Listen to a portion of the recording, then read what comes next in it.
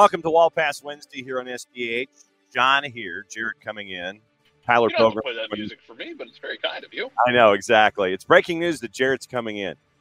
Before we came on this morning, obviously, there's a lot to talk about on a bunch of different places. But before we started to rock and roll this morning, the note to really no surprise, Court of Arbitration for Sport has ruled against Canada Soccer after the Federation and the Canadian Olympic Committee appealed the 6-point penalty assessed because of the catching of the staff member using the drone to spy on New Zealand not once but twice before the beginning of the Summer Games.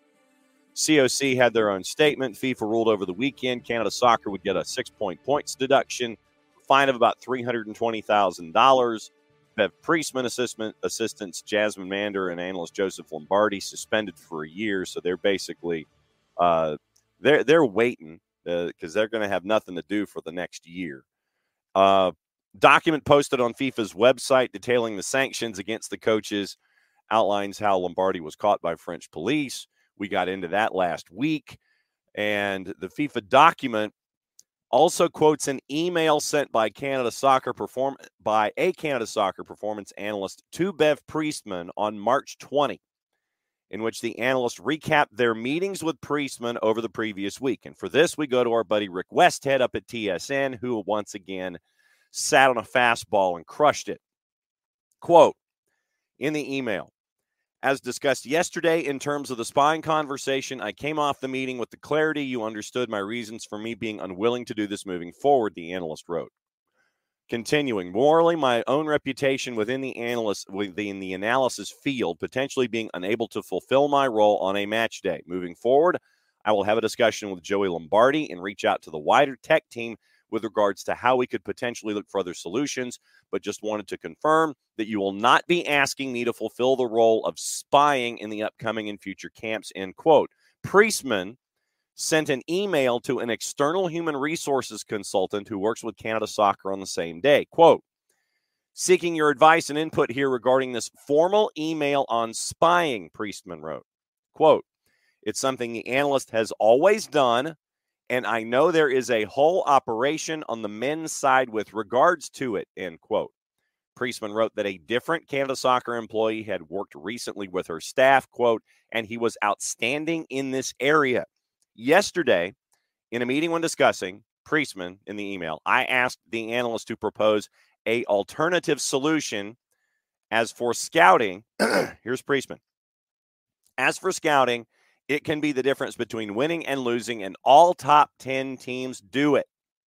Priestman wrote to the human resources consultant. Canada Soccer provided the analyst and Priestman's emails to FIFA. The Federation also wrote in the FIFA document, it believes the spying program began with John Herdman, who coached the women's national team from 2011 to 2018 and the men's team from 18 to 23, now coaches at Toronto FC. Priestman worked as a technical assistant and an assistant coach under Herdman from 13 to 18. In hour number 2, we may replay John Herdman's press conference from his match day -1 before Red Bulls. Did they not get the DARE program in England? Because they taught us in the DARE program that just because other people are doing something, it doesn't mean you should do it. Correct. I want to ask. Yeah.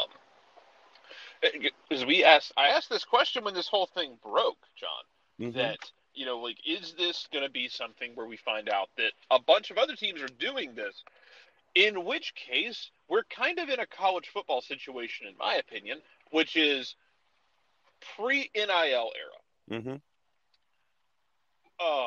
When Pony Access, all that stuff, other schools who got caught doing stuff, it was kind of understood that everyone was doing stuff, and if you got caught, you were either just sloppy or stupid. Yeah. Mm-hmm. Canada, I'll let you fill in the blanks on that analogy. Yes.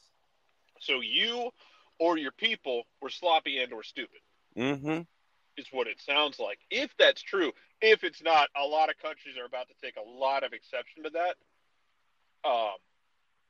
Although low key, it would kind of fit into the idea of like, we've done this before. No one said anything. Yeah, maybe they're doing it too. But in which case, why are you spying with a drone over possibly Honduras in Toronto and over New Zealand?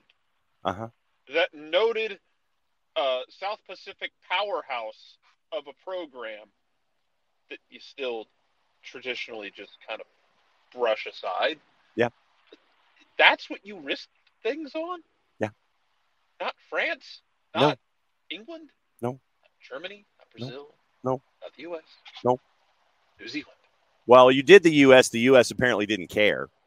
They knew it was going on. Yeah. The U.S. was kind of like, yeah, whatever. Okay, fine. We'll beat you anyway. Yeah. Also, good morning, Alex, and celebration to all small people after watching all 4'8" of Simone Biles with a bad calf muscle jumping 12 feet in the air like a psychopath, doing a routine that I had to explain to my nephew where he mentioned, she stepped off the floor. It's like, that's fine. Basically, her routines at this point are if she doesn't die, she's going to post one of the highest scores because her difficulty is always through the roof. Yeah. Same thing when she did like her vault, where she did like a double pike flip on her vault on like a blind takeoff, where I think the commentator said like as long as she lands somewhere in the building, she's going to have the highest score out here. So yay, celebration for small people. I think her floor exercise needed an 8.84. Yeah, and she like posted like a 14.6. It was dumb. Well, we watched it last night. I was like, what the hell? Yeah. I think so too. It's like, she just needs to have a decent, like, not even a decent score, like a middling score. The best part was watching the English celebrate, thinking they got a medal, forgetting that other people still had to go. And surprise, surprise, guess who knocked the English off the podium? It was the Italians again. Mm-hmm. The Italians ripped off the mask and pulled out a bronze medal on the English. Yes. God, they're going to hate that little country so much. It was me all along, Austin. It was me. Yes, Alex, it is what y'all do. Yes. Yeah, I did enjoy explaining to my nephew, like, as he was watching some of this. Like, floor exercise. They're jumping and doing things. Yeah. Here comes Simone Biles, who is going to legitimately on that bouncy floor jump 12 feet in the air and do like 5 or 6 twists and flips. And like basically her routine, she does her routine. No one else does her routine because no one else can do it because it's probably not legally safe for anyone else to do. No. Which is why I will never hold against her when she dropped out of 2020 when she got the twisties where she lost her equilibrium in the air. Yeah, your entire routine is like a step away from like a suicidal routine. You should probably know where you are in the air at all time. Yes. Anyway, I digress. Oh no. Yeah, man. That so Canada. Yeah. John Herdman getting absolutely thrown in front of a Greyhound bus here is amazing. Let's talk about that. I only have a few minutes, like depending on like when timer comes in. Like I know I'm a short timer today for the first hour, but John Herdman getting thrown in front of a Greyhound bus again is just amazing. Yeah, he's had a year, man. The Federation also wrote in the FIFA document that it believes the spying program began with John Herdman.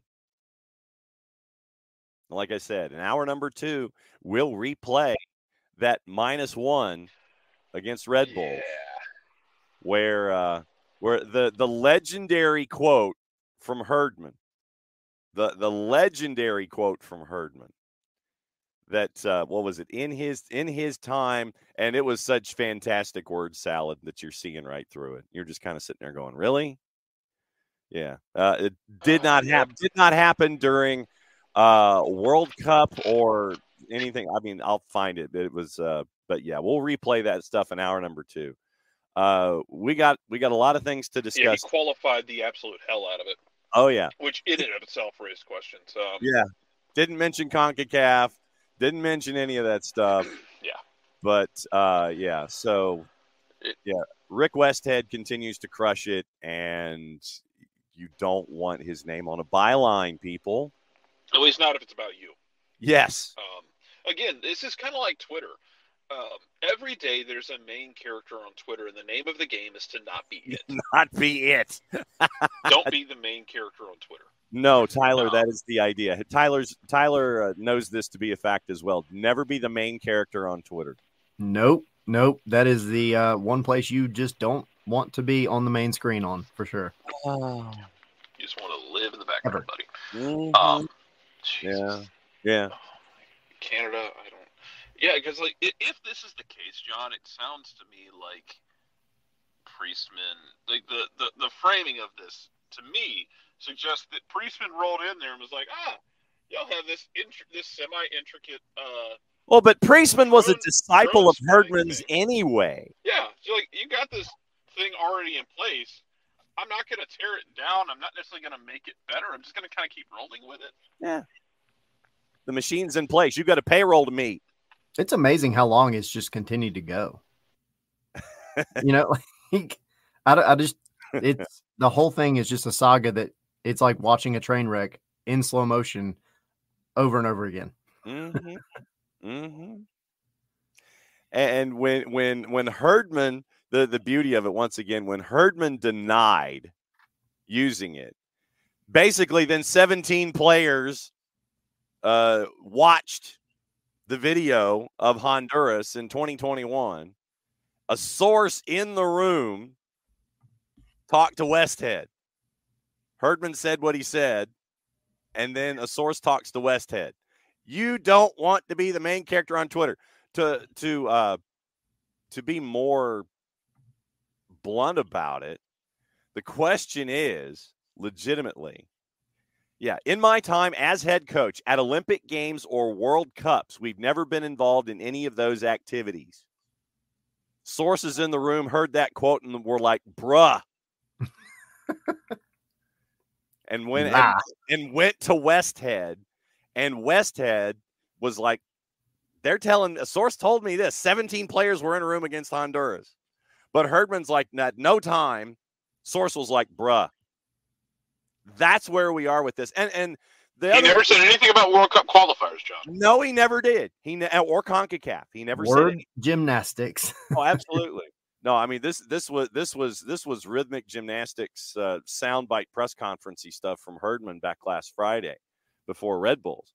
And I mean, what he did in his gymnastics is that he tried to stick the landing from a double twisty, double Sukahara layout off of the pommel horse or whatever. But this and the other element in this, obviously, you feel for the players here, but the people that are sitting there and saying, you shouldn't punish the current batch of players because of the faults of the past. That's not how this works.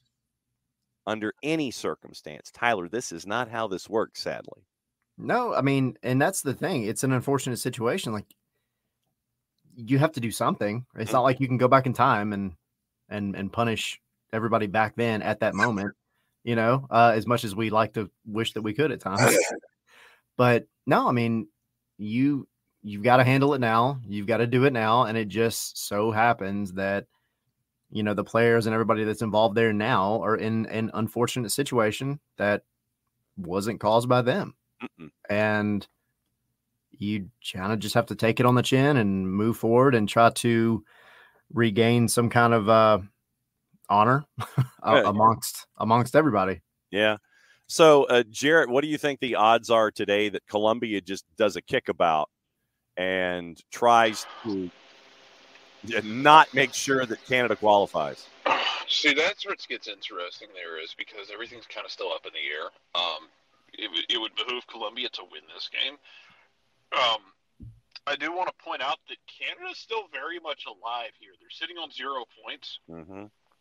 If New Zealand pulls a rabbit out of their ass and beats France at a -900, and yes, in which case maybe France should have done spying. I mean, espionage. Come on, France, it's right there for you. It's your word. Is that a baguette in your bicycle?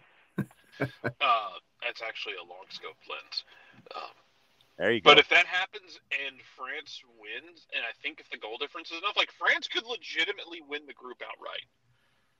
Like there's a level, like there's almost a certain level of spite powering the Canadian players that is low-key admirable. Mm-hmm. I think with all of this going on, Canada's program is just clown shoes. Mm-hmm. But I will never underestimate the ability of spite to power someone to get something done. Yeah. And if that means that, like, Canada somehow gets through this and through the group stage, I'm kind of going to be laughing and crying and throwing up at the same time. That's okay. Group A right now, and the way that it stacks up is that it is action at 11, 1, and 3, because it's only 3 groups as opposed to 4, which is what FIFA would like. The IOC has basically said it's going to cost us too much money to go to 4 groups in this tournament and go from 12 teams to 16, kind of like, I don't know the men. Right now, Colombia has 3 points. They're on top by 1 goal of goal difference over France. And then Canada with their -6 and New Zealand are both at 0 points. So Colombia right now could have a kickabout. They'd get to 4 points. If France beats New Zealand, they would be at 6.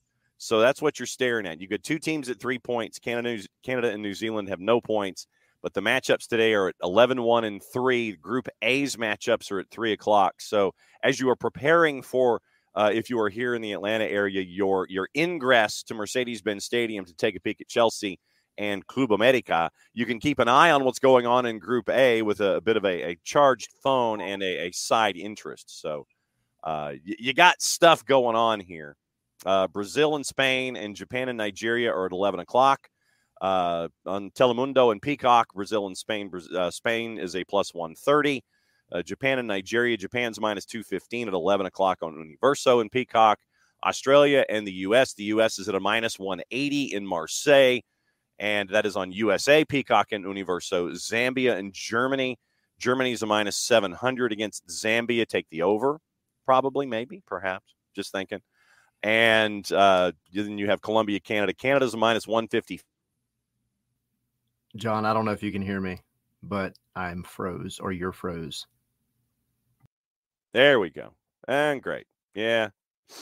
So I froze, and it bumped everybody out. That's beautiful. And this is the thing of all of this. Thank you, Tyler. My internet's being moody. I don't know why.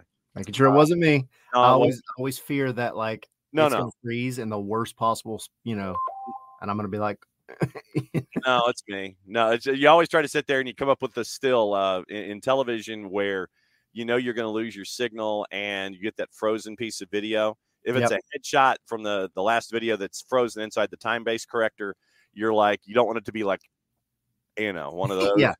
So my wife was texting me and she's like, I think you're running the show now. Yeah, you were. You were for about 20 seconds because it's the internet provider that I have decides to take the most inopportune moments during the day part to try to sit there and run analysis and specs and things. So, yeah. It's like doing road work at 5 p.m. on a Wednesday afternoon. Yes, exactly. Let's just do it. Going southbound out or northbound out of Atlanta. Yeah, and everything just kind of jams up at the Eagles Landing exit. I know how. Yeah, my internet at times is the Eagles Landing Parkway exit. That I feel for you immensely, my friend. I'm doing sports talk. All right, so you've had a couple days, and this is what I like to do. After a couple of days of kind of letting things just kind of decompress a little bit, the Leagues Cup madness that was there is now halfway through as we wait for group match day number 2 with Santos Laguna on Sunday. And Rob was less than happy after the result, and understandably so.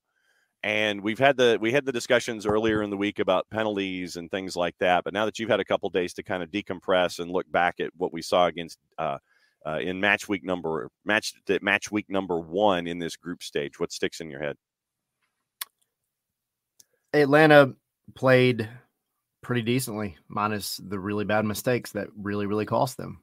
I thought, the fact that you can come back from so many positions being down and still draw the game, there's something to be said about that. However, you can't put yourself in that position. And Rob said it, and I think everybody kind of said it that night. But Rob, he said, I'm angry. I'm pissed because we gave DC 2 goals and we should not have been in that position at all. Mm-hmm. Atlanta played better than DC for, 80 minutes of the match, but then you had the 2 really, really horrible mistakes. And look, I always have to go back to the point that I've been, I think, been trying to like preach. Maybe it's the hill that I'll die on. I don't know. The labor of Sisyphus for Tyler. Yes. Players are human beings. They make mistakes, and people must remember that. It is okay to criticize constructively. Absolutely. I mean, that's what we do. That is kind of like the whole reason we're here. Just, don't be hateful. And I saw some of the stuff about Slish with the penalty misses, and it was just disconcerting because, like, take away how he is as a person, but like, just be nice. Like he had a bad penalty. I don't even want to say that he made a mistake. He just had a bad penalty, which every soccer player that's ever played for any longer than a game where they shot penalties has had bad penalties. It just happens. So, and then of course you get back up there and it was like a Shakespearean tragedy. I said this on our show the other day, but like, it just seemed like the universe was aligned against Bartosz Slish and Brooks Lennon and Josh Cohen that day. Yeah. The mistakes happened. Josh Cohen comes out. He has the flubbed clearance that leads to the goal. Brooks Lennon then has the kind of errant header back pass that leads to a goal. And then you kind of, Atlanta starts working things out. They figure it out. And then, of course, Slish has the penalty that's blocked. And then you get into actual penalties for the shootout. Josh Cohen saves the penalty to keep his team in it, right? And you're like, oh, hey, this is that redemption moment. And then Brooks Lennon walks up and misses the penalty. And it's like, no, Brooks, it's just all going against you today. And then, of course, it ends with Slish. So it was like just this bad, Shakespearean comedy, tragedy, whatever. But Slish was beside himself after the game. I know you were down there. He was so upset. And he is probably the one on the team who wears his emotions on his sleeve more than anybody, I think. He doesn't take losses well. Like, he gets frustrated. He gets upset. Well, this is new for him. He's used to being at Legia Warsaw, where you're trucking through your first division in Poland. You're going to European competitions. You're playing knockout football against heavyweights across the board. This kind of level of competition, this even Steven level of competition that you have here in Major League Soccer, where every week is a street fight, this is new for him. Yeah, 100%. And I hope he never loses that mentality of being that upset when they lose. Because that's a winner mentality. Now it might not be great on his stress levels, but especially as a newlywed. I know, right? Mm-hmm. I was thinking that.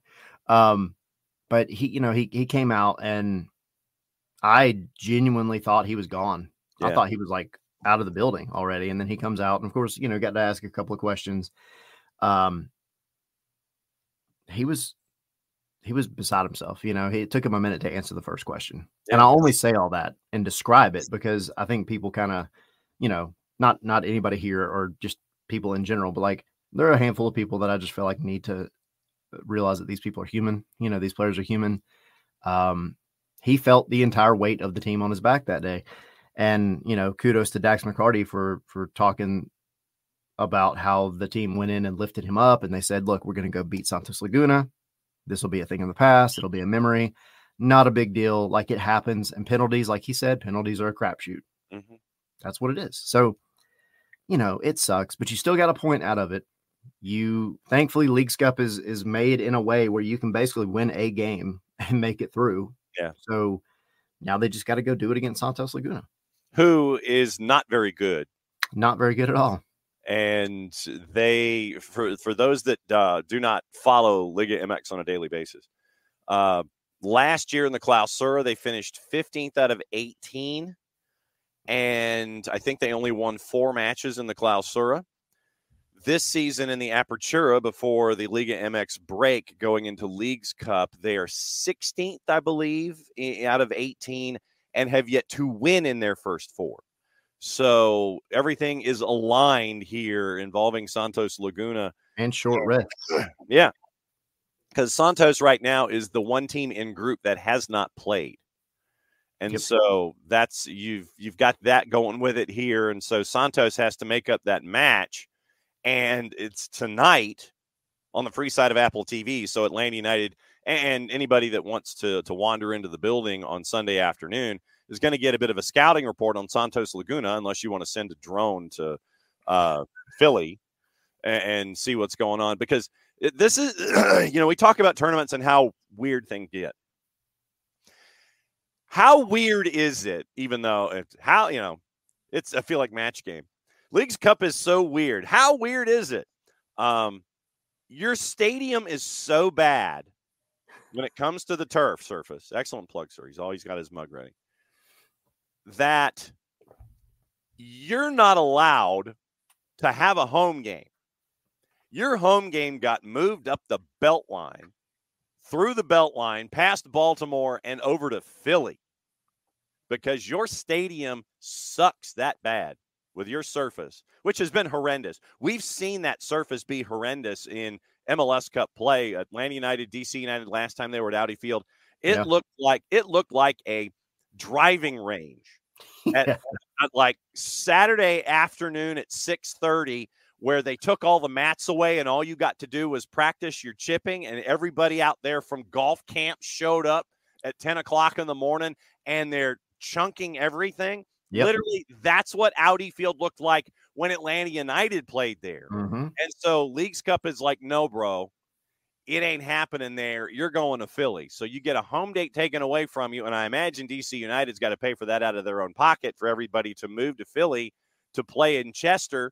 And Philly's like, oh, cool, revenue, No, they'll probably use it to, I'll leave Rich for the punchline there. But it's just, right now, you get a scouting report here on Wednesday. Santos Laguna has to turn around and come here and actually play in a building on Sunday afternoon. So it's a chance for folks to sit there and see what Santos Laguna can or cannot do leading into the weekend, where Atlanta United will know what they have to do to get out of group. Audi Field is always the embarrassment anyway. So the fact that it was like, match day minus like 2 hours when they came out and they were like, yeah, it's not happening.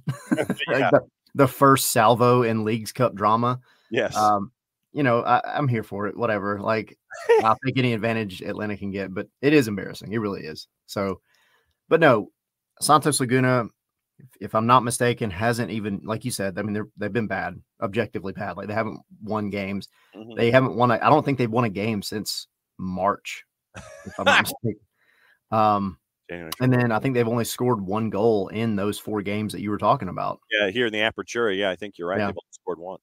So you've got things going for you. You really do. And you got to win. That's the message. And I'm curious from Rob Valentino's standpoint, if we go back and look at the kind of like win or go home games that Gonzalo Pineda was in charge of, mm-hmm. Admittedly, the record wasn't great, right? But I think Rob has brought a little bit of a different mentality. And I think the ultimate test of whether that mentality is kind of sinking in and getting into the players is how they do in a game like this. It doesn't matter if it's Santos Laguna and they aren't great. It doesn't matter, that they're on short rest. It doesn't matter any of that. It's still a win or go home game, and it'll be a win or go home game, I think, for Santos Laguna as well. Yeah. You gotta come in and you have to show that these big games are a place where you can really, really prove what your team is about. And I want to see kind of how Rob has instilled that mentality this weekend. So, I mean, I have cautious optimism. I'm knocking on wood as I say that.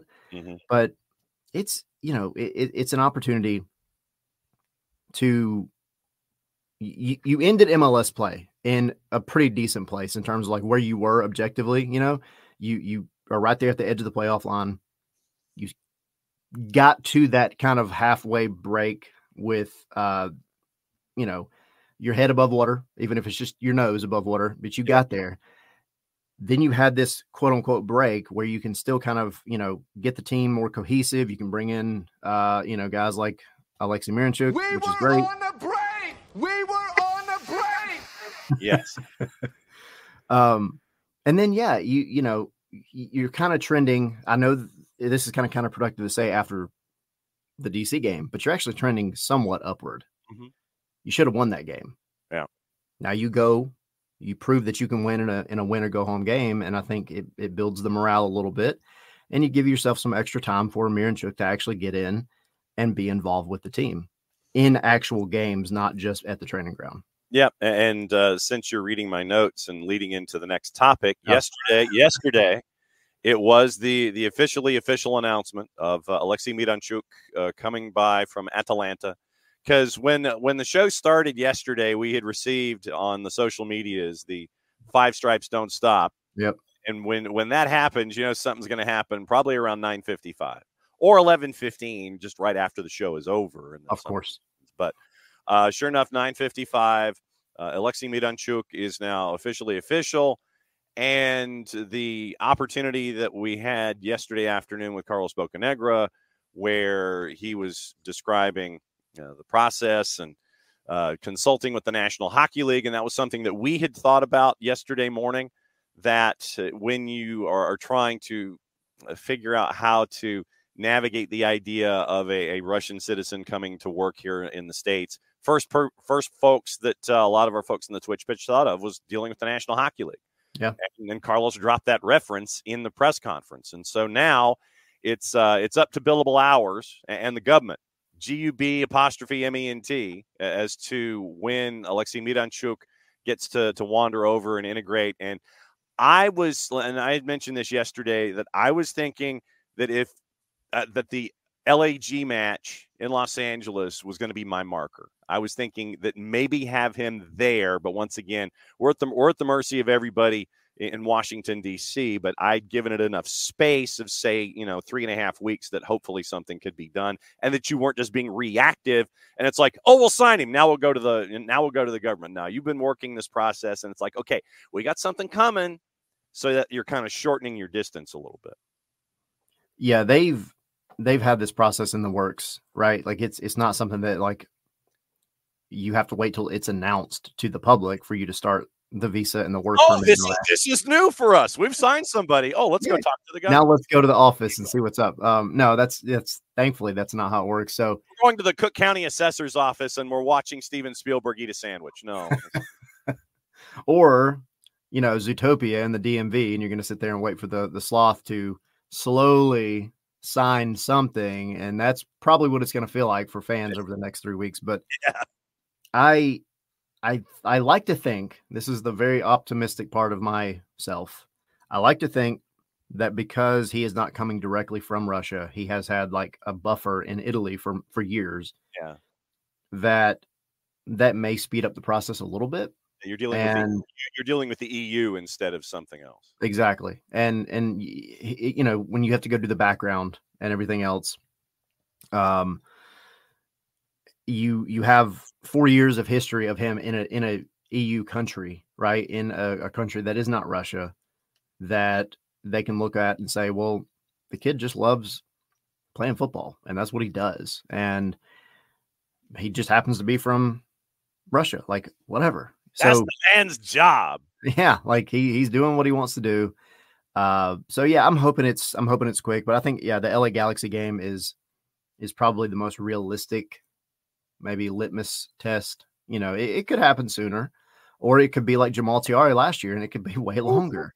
Ooh. Hopefully, knock on wood, that's not what happens, and I don't foresee that. Why you want to bring that kind of stuff out, man? I'm only saying it to negate it out of the universe. Okay. I think that's my thought process. But okay. No, I'm excited about him. I think he's going to do well, and I do legitimately think he's going to be one of those guys that he isn't going to be your Miggy, right? Or even your Almada. He's going to be a different player, but I think he's going to make the ones around him better. I think he's going to, maybe see the pitch a little more whole as opposed to individual. And, this is all just based on stuff that we've seen, but I like to think he's legitimately going to make this team much better than it is right now. Yeah, and obviously looking at AM, there's going to be some clock chokes in here somewhere. I've yet to figure one out, but yeah, with AM dropping to the ATL, we'll figure out what's going on. Obviously, you've got another 19 days before the window to close, unless you're a Canadian club and you only have 13, because they start their schedule a week early. They end their window on the 12th. Atlanta United's window and everybody else in Major League Soccer is ending on the 18th. And Carlos said that they're kicking tires. They're still, obviously this is not just the one thing that they're going to do in this window. It's like, yep, we're done. We're out. No, you got 19 days to think of something, and you're still kicking tires on folks to see what you can add. And as Carlos said, get in the playoffs and cause some trouble. Yeah. And, almost 3 weeks is a lot of time in a transfer window. There's a lot of things that could happen between now and even next week. And you already know, right? Like, it's not, this is like some revelation where he was like, yeah, we're looking for another, player. Like, we know this has been happening. I'm shocked, sir, that you would actually do that. It is weird, I think to a degree that we haven't heard a ton of rumors, but that also happens, right? There are some times where even bigger players, sometimes things are just held way closer to the chest, and the Toms and the Fabrizios and the, those guys like that, you just can't get a hold of it for whatever reason. So you never know. Maybe something's coming sooner than later, but I would be absolutely shocked if we didn't see another very substantial signing before the end of that window. Well, but the other element to this is that you don't want to sit here and negotiate publicly.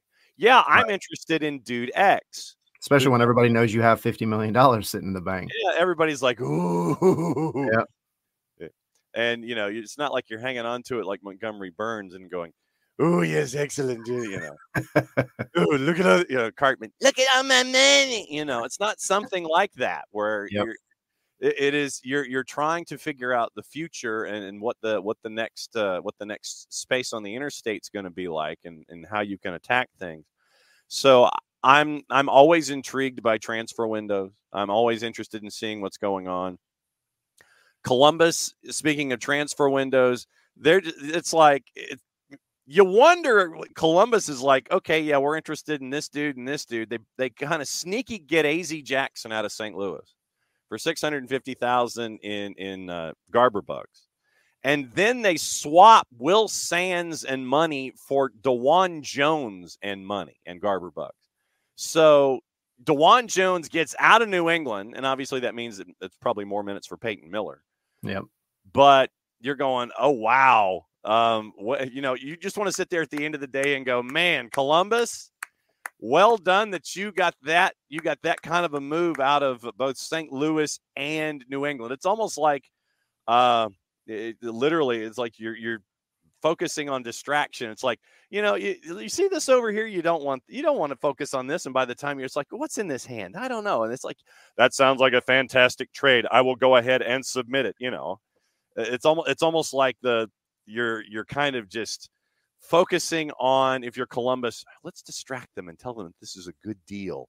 And they'll go and they'll agree with us that it's a fantastic deal. And by the end of the day, literally social media. Yeah, it was. It literally was. And social media after the DeJuan Jones, Will Sands plus Garber Bucks deal yesterday, social media, and I'm waiting for our buddy Shooter to come in on this one, where everybody's like, man, New England got absolutely fleeced. I'm shocked that would happen. But Columbus continues to just kind of do deals below the radar to add pieces and add pieces and add pieces. I don't know how many folks still sleep on Columbus just because they're third. But Columbus is just doing their thing. And by the end of it all, I think they're going to be the 2 seed, if not close to the 1. They're just doing their thing. And maybe it's because it's Columbus. I don't know. But they just keep doing this kind of stuff to make themselves better for the stretch run. I will always look at Columbus in the past 2 years as if they took the literal page out of 2021 Alex Anthopoulos' playbook. There you go. I mean, you know, obviously what the Braves did in 2021 was phenomenal. Phenomenal. But that's just kind of what Columbus is doing. You know, you're making these moves, adding pieces that they may, you know, they may look good, right? But they're not ones that are just like earth shattering. But then they start playing and you're like, well, those pieces fit pretty well. Mm-hmm. Wow. Like, and that's a credit to their scouting, right? And a lot of things behind the scenes that maybe we don't talk about enough. And it's also things that Atlanta right now is trying to do the same thing with. They're trying to emulate in a lot of ways. The difference is Atlanta, you know, is kind of working its way out of being mired with weird, you know, salary cap stuff and everything else. But Columbus is just doing their thing, and that's what they do. And, you know, the fact that you could last year go and trade Lucas Zelarayan and bring in a couple of guys, and that actually didn't make your season worse. It made it better. Like, you got to give them credit. And I agree. I think they're going to bounce up to probably the second place and be a pain in the playoff. They are the perpetual. They have turned into the perpetual pain in the backside. Yep. They're a batch of sneaky bees in that front office. Yes, they are. And it's intriguing that folks just want to continue. Yeah, I'll trade with you. No, we want DeJuan Jones, and we'll give you Will Sands, and we'll give you $600,000 more. Okay, that sounds fantastic. That's great. You know. And speaking of what is your overall opinion of Leagues Cup anyway? I mean, my only point of contention is I wish that there was a universe where everybody could be happy. and by everybody, I mean the players playing a ton of games and being able to have the full Open Cup, because I love the Open Cup. I'm a sicko. I freaking love the Open Cup. Right. But Leagues Cup does offer something different. You know, I mean, the fact that you get to see these Liga MX teams that you're not always going to see, right? Like before, and Atlanta was lucky in the early years where we got to see some Liga MX teams because of Champions League and everything else. Mm-hmm. You don't get to see them a lot, you know? And while there is absolutely some things that need to still be worked on, for example, playing in Mexico might be beneficial to give some validity to the tournament. Yeah. I mean, you know, I think I embrace it and say, look, I love the game and I love watching the game. And this is a chance for me to watch other teams that I typically won't get to watch. Even other MLS teams that I won't get to watch, because there's games going on like almost every day. And normally I don't get to watch a ton of other games because we're at the bins, right? Mm-hmm. So, I mean, I enjoy it. I'm enjoying it more this year, I think, than I did last year, because last year I was a little bitter about it. But I think it's here, right? Like, it's not going anywhere right now. So enjoy it while it's here and hope that between now and the next iteration, they can come to some kind of balance with the workload, the match load and everything else. So if you're Eric Ramsey in your white T-shirt and zip up sweater jacket up there at Allianz, according to John Marthaler, Ramsey wasn't too happy with his first Liga MX experience, singling out Necaxa's treatment of the ref and injured Minnesota United players. Quote, I think it's very difficult to watch that, particularly if it's a competition that really wants to take itself seriously and move forward. I hate to break it to Eric Ramsey, but if that's your point of view, son, you ain't ready for the Triple C. You are not ready. You are not ready for a warm night in the Monsters cage at Saprissa, sir. Or the Thunderdome. You ain't ready for none of that. I mean, good luck. Welcome to the part, literally John McClane out the window. Welcome to the party, pal. That's the thing. Like, there's a handful of head coaches that have just kind of gone in on things. I mean, our good friend Dean over in Charlotte had some things to say. Dean. So, again, it's not perfect, right? There's some issues, but I think some of the things that some of the coaches are kind of complaining about it, I agree exactly. Like, man, if you make it to first, second, or third in this tournament, and that is what qualifies you for Champions Cup next year, Well, you ain't going to complain. You ain't going to complain. You ain't going to complain if you make it in, but then you're going to complain all over again, right? Yeah, well, you're going to get there and you're going to be like, wow, that was JV league compared to this. So, yeah, I think, I do feel like lately coaches have been whining a lot about stuff that maybe they shouldn't whine about. And then, of course, you had, was it Tijuana's coach? Oh yeah, Osorio who went and threw a nutty of biblical proportions and got a 4-game suspension. Yeah, that was wild. But like, hey, and as a fan, I'm like, well, this is fun. This is entertaining at least. Like, don't headbutt people. Like, that's stupid. But I just think there's things about this tournament, right, that are not fair, and absolutely, like they need to be fixed for this to actually be a thing over the course of like the long term. But it's here. And as a coach, you just need to go into it, prepare your team, and get rid of all that outside noise and go and handle your business and understand that, yeah, if you do make it to Champions Cup, and you're complaining about a couple of these little things, you're going to be in for a very rude awakening when you get down to, Costa Rica or somewhere random that you think, oh, well, this is going to be okay. And then you get down there and the atmosphere is so hostile, and the, refs probably aren't going to be calling things the way that you're used to. You ain't getting a call for nothing, brother. It ain't happening. So get used to it now. This is your appetizer for the main event. So figure it out. Yeah. So here's Dean. For those of you that missed Dean, who's really not making a whole lot of friends. No. Dean, after the Philly match, which apparently set the sport back at least a good decade. I mean, this is like Kirk Ferentz stuff at Iowa. Charlotte and Philly. Philly wins it 1-0 on a goal by Ty Barbo. So after the match, Dean, quote, "I don't think it was one to watch back. It would have scorched my eyes. If we'd won the game, I would have said exactly the same thing. It was just a bad game. My brother came to watch his first game, and he actually said to me after the game, my Walsall team would have beaten both teams, and that was a League One team. So that tells you. After 20 minutes, I turned around to the bench and said, this is not a good game. We have to accept that and take responsibility for it."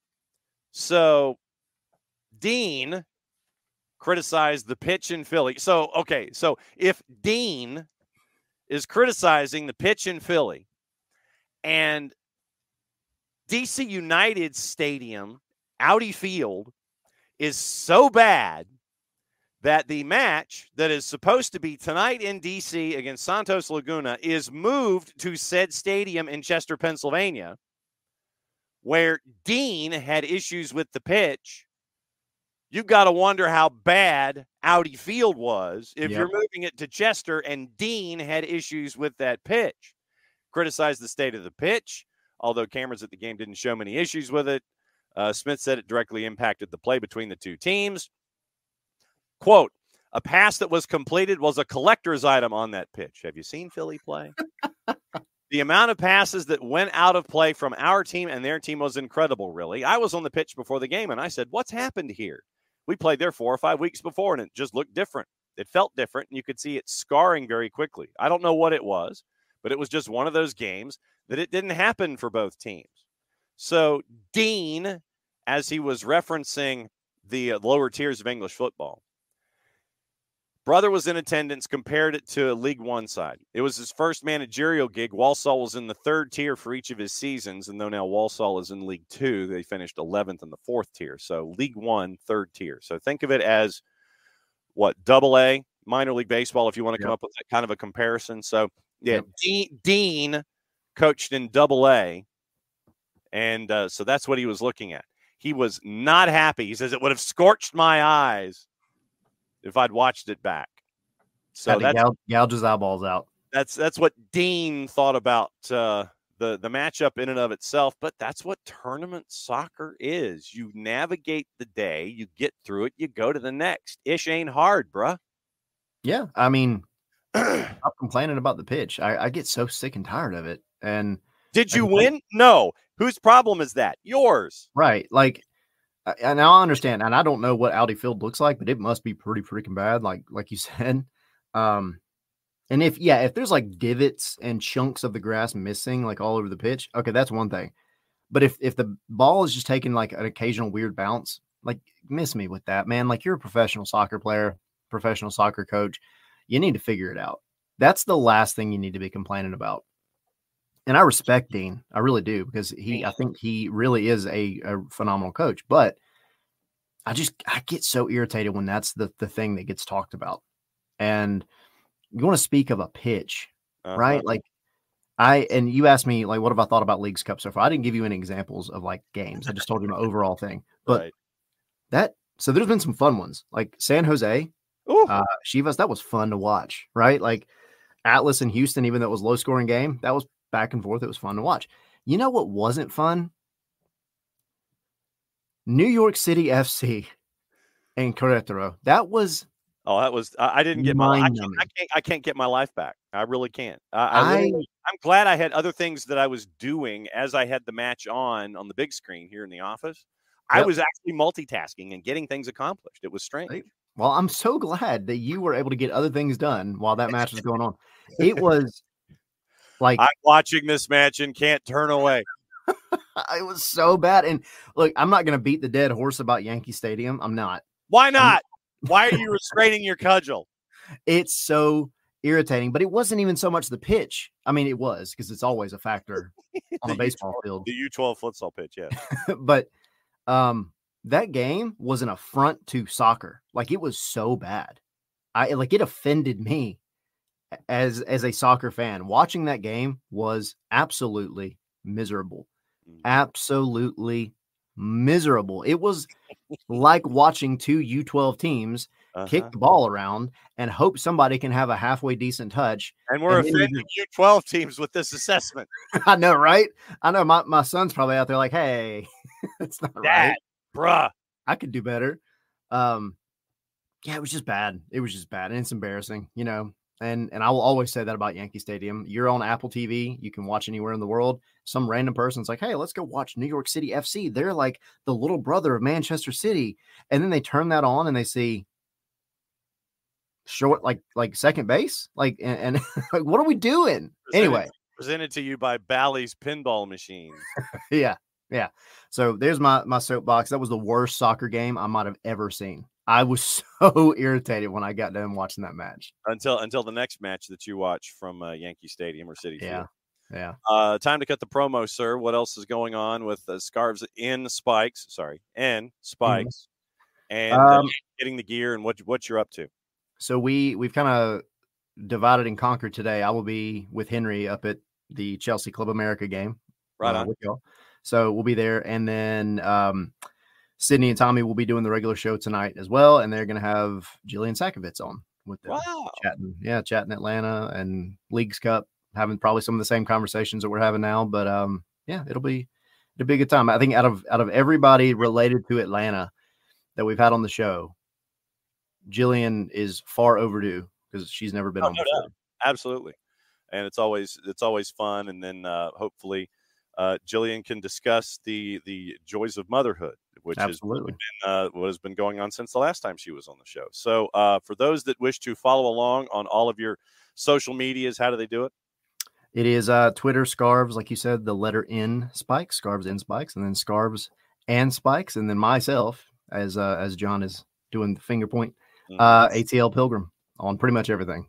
Yes, and so we'll see you tonight at Chelsea and Club America, and it will be very, very interesting as a part of Series FC and see what's going on with that. We'll see what happens as Chelsea continues to not play a summer tour with Caleb Wiley in Caleb's old barn, and see what happens with that. As always, my friend, and where can folks get the gear, like the lid and the coffee mug and stuff? Oh, yeah. Just go to scarvesandspikes.com, go to the shop, get you a mug, beer glass, hat, hoodie. See? Yeah, see? Oh, and that reminds me. I guess I should promote the same thing. Jason has a limited supply of these, our new one, and with the new network logo. So if anybody's interested, see if Jason has any of these left, and you can pick some of these up as a part of the new branding that we have this dual season. promos. This is awesome. Wonder Twin Powers activate. Yeah. Shape of a rainbow, form of an eagle. One of those kinds of things. I will see you tonight, my friend. Thanks for dropping by. All right. See y'all. All right. Tyler is going to go and actually do things and be productive instead of hanging out here with us and being off the rails. Let's see. Ropes is asking when the new stadium for NYC is coming. Dylan Butler Estates, I believe, is 28. Let's see quickly here. The NYCFC Stadium, the new stadium, 2027, which probably means 28. So, first ever soccer specific stadium, Willets Point, Queens. Dylan Butler Estates is set for 27. It is still going to not have enough seats because I think it's in the high 20s. Live, work, play environment. And so Dylan Butler Estates is set for 27. Playing soccer in a baseball stadium sucks, according to Abby. Small pitch, awful view for fans. Yeah, no doubt about it. And Abby says that Chelsea must be staying outside the perimeter since they had a police escort stopping traffic on 75 and 285 during rush hour yesterday. I think that might have been for the vice president if she landed at Dobbins and had her thing at Georgia State. I think that's what that was. I think that's what that might have been. So, I think that might have been for the vice president yesterday in the motorcade. So, we got stuff to talk about. We do have Leagues Cup to discuss. To Tom's point, last night there was a lot of Leagues Cup after dark. Dane St. Clair had 16 saves last night. 16, 1-6, one more than 15, not quite to 17. Down a man for 70 minutes. Minnesota United, Necaxa had its own batch of crazy. And so, you do get in the tournament like this, you do get games that go off the rails. And then you end up with, like we were discussing with NYCFC and Querétaro, where you do not get your life back at all. You cannot hit the rewind button on your life and start things back over and think of a different match to watch. You just can't. Last night, we had a team eliminated, and it was Red Bull. Red Bulls did not win last night. They needed to, and they did not. They lose in PKs to Pachuca. Bottom in the fifth frame, Lewis Morgan pull-hooked his attempt, and then Pachuca airmailed theirs, so it went to sudden death. And Pachuca ends up winning 5-4 in PKs in 6 frames of a penalty kickdom. So Red Bulls, first team eliminated in the tournament. Also, last night, it was Montreal and Atletico San Luis in a shootout at Stade Saputo. Good on you. And Jurgen Damm actually scored for Atletico San Luis at 90 plus 13. Sunusi Ibrahim scored in the 82nd. Franck Boli scored for ASL. Kokoro scored. And Tom Pierce scored for CF Montreal. So CF Montreal had a 2-0 lead. It was 2-1. It was 3-1. Jurgen Damm sighting. Jurgen Damm scores at 90 plus 13. So CF Montreal gets the win in that one at Stade Saputo. So they get full points in that matchup. Also last night, we mentioned Minnesota. And they actually do have rankings that are attached to this. So Minnesota apparently is the 32nd ranked team in this tournament. Necaxa's at 44. And as it turned out, Minnesota got the 1-0 win, down a man for 70 minutes. Austin took care of business last night.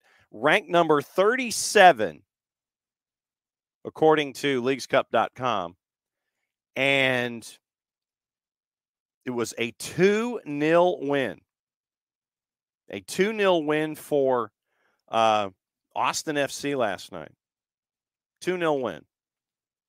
So Austin gets the win at home against Monterrey.